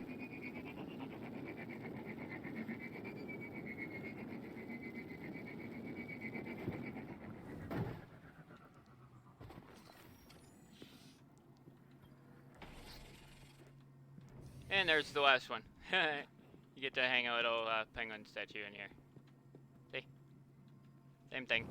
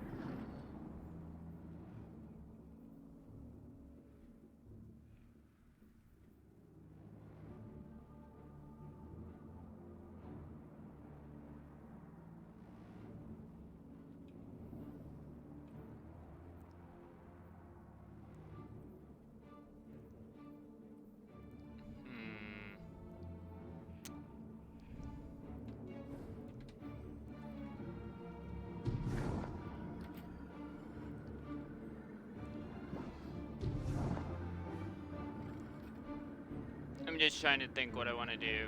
That's all.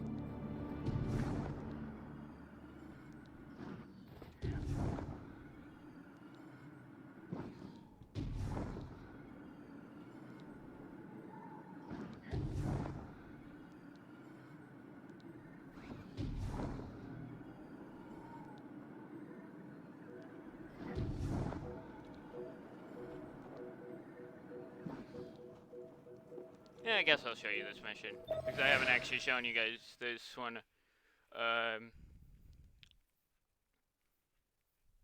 Though it is slightly spoilers, but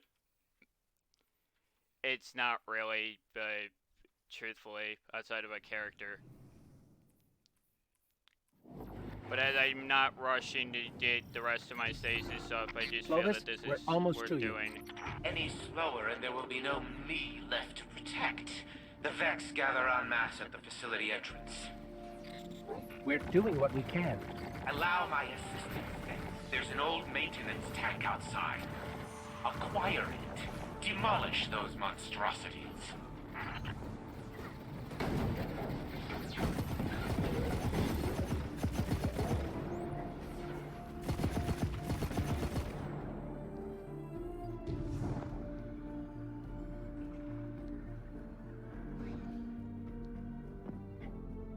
This must be the tank.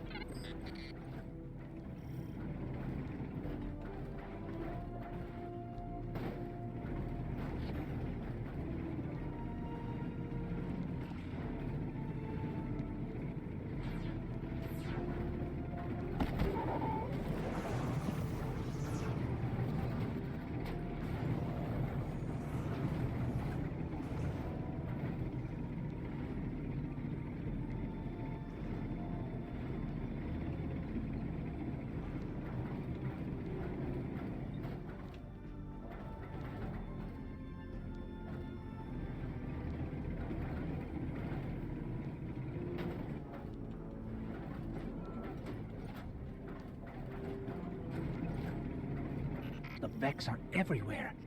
Almost like they were waiting for us. It's possible the Vex use me now as bait to retrieve the blade. In their hands it will be lost forever, along with your beloved Banshee's memories.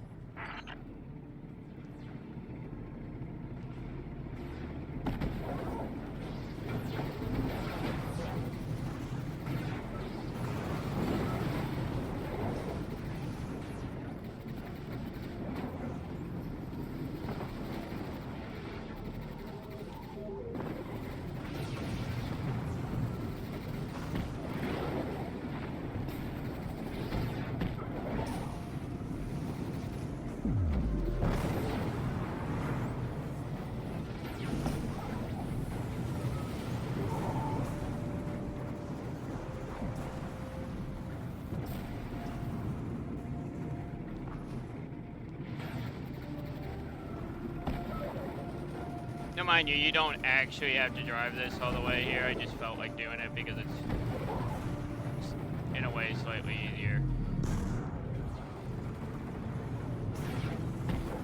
The Vex storm the facility. I require immediate protection.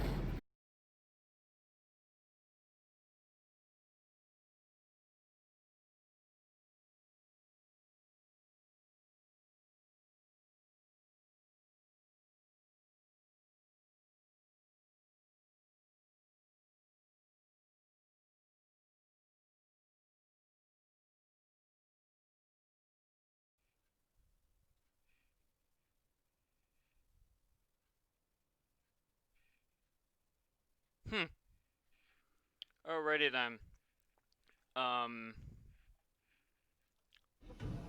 That was a weird moment. Don't know what happened there.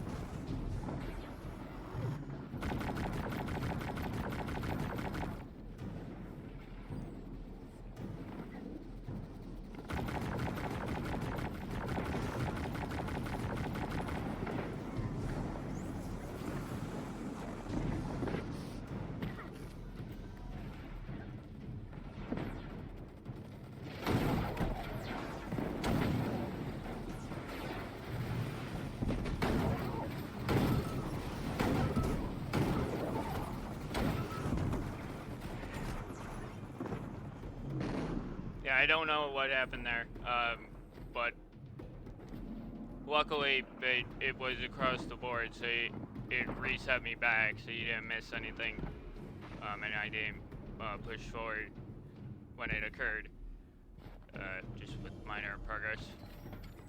Do you spot my security frames? I'm unable to detect them. They've likely been apprehended by the Vex. We'll free any we can find.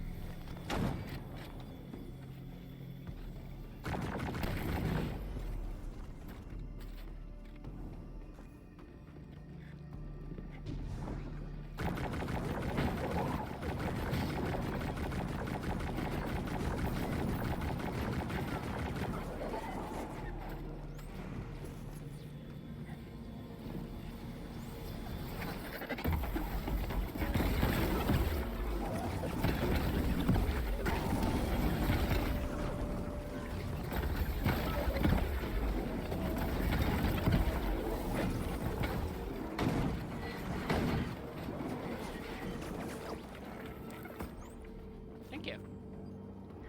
Security frames.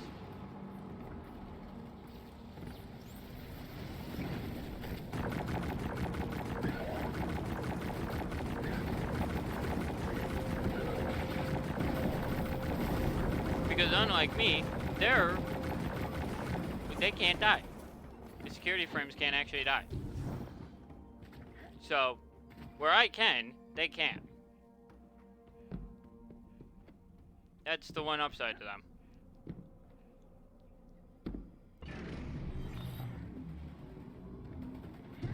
They found me. Where are you? We're almost there. The blade, do you retain it? It must be reformed. So now you want to help us? That blade was the bane of the Vex, wielded by a valiant Exo the last time they invaded, centuries ago. In pieces, the Vex believe they have a chance to reacquire it. I will relent this once. I should have helped you sooner. We must now rebuild it together.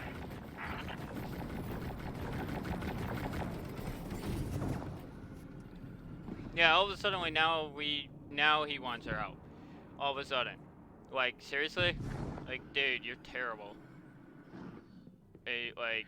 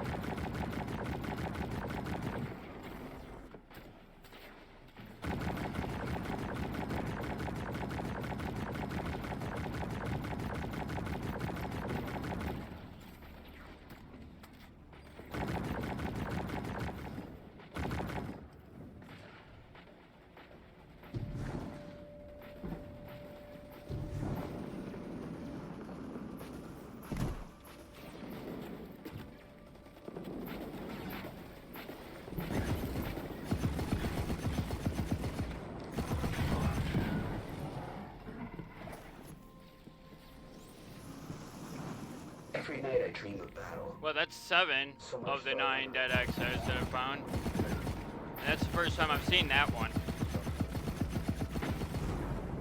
Or at least the first time the game's actually detected it.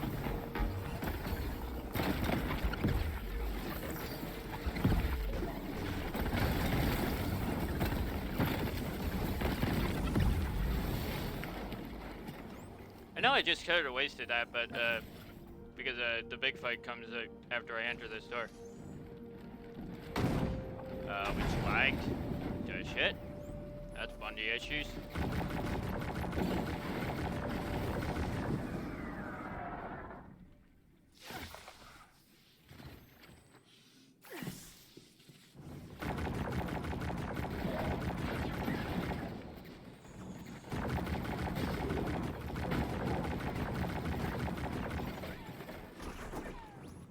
There, the pedestal.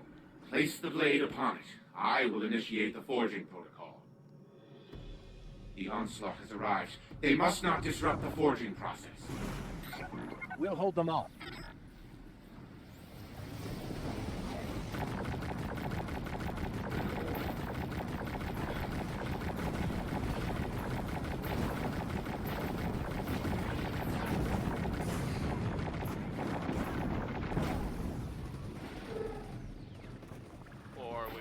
Because I was killed. That was being dumb, primarily.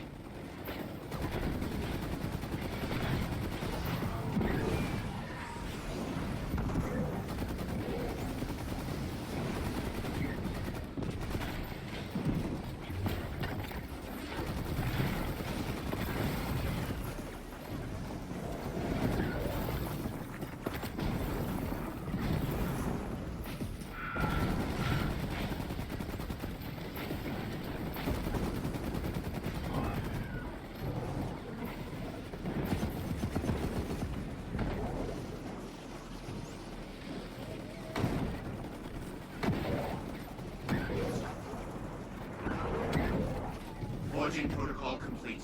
Take it. Now! Wield the blade. Destroy them all.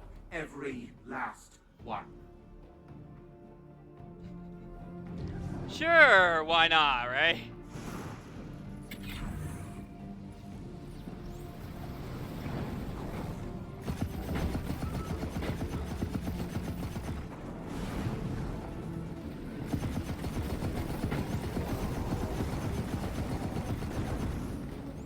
Though I don't actually have the blade, but we should be fine anyway. You don't actually need it. You get it if you for the first time, but yeah, replaying it doesn't give it to you. Although I wish it did.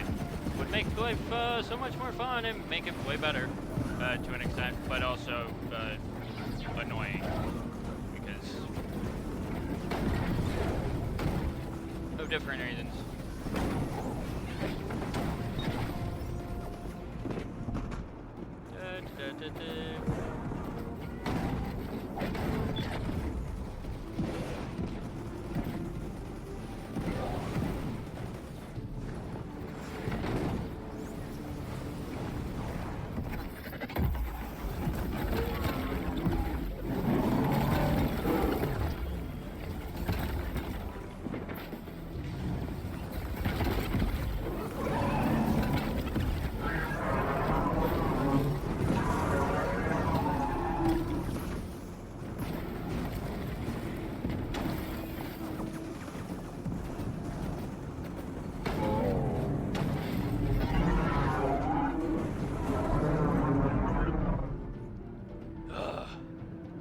That's the last of them. I Such a fun mission. suppose I owe you a debt of gratitude. However, I generally prefer not to be indebted to anyone. As such, you may consider the blade your property. Though you should allow this Banshee an opportunity to test its integrity once. You sure you're safe? Thanks to you, yes. Until our next meeting. The blade's okay. It's an okay sword. It's just kind of, in a lot of aspects, it's also very useless. Like every other sword in the goddamn game. primarily because it's just its ability just doesn't work the way, well, it doesn't work in the most convenient way it could. Let's put it that way.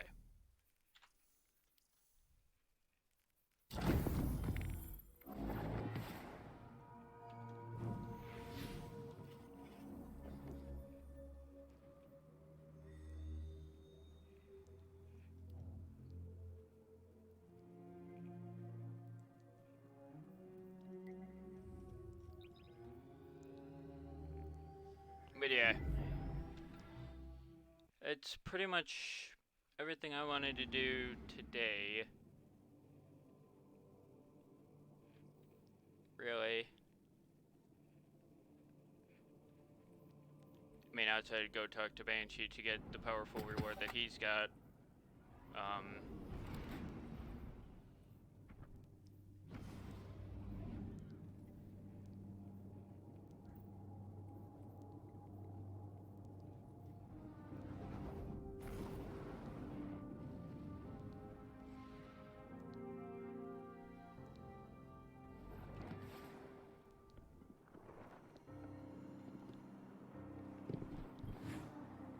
Underway.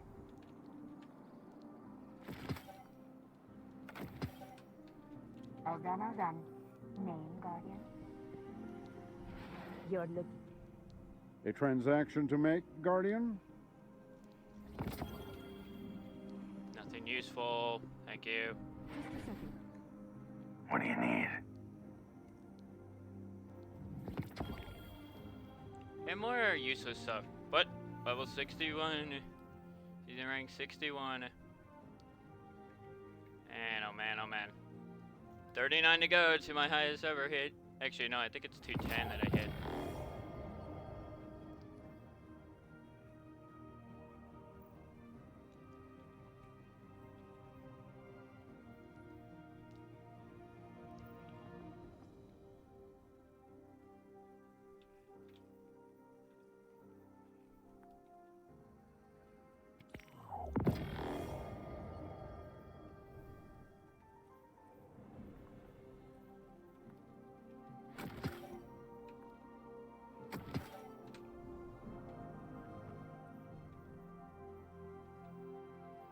My Titan would have my current one that I have.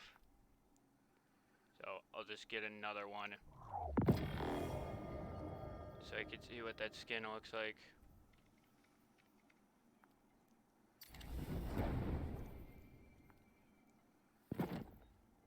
That looks so cool, actually. I like that. Makes it look a lot better. Till next time. That's for damn sure. But yeah, I think that's where I'm gonna call it. Hey, Warlock. It's disappointing, but yeah. Don't know. Tomorrow will probably be Prison Architect, to be honest with you. But I don't know. Yet. But if I keep this cycle going, that'll probably be what I play after my race in Spain tomorrow. So, yeah, that'll be it.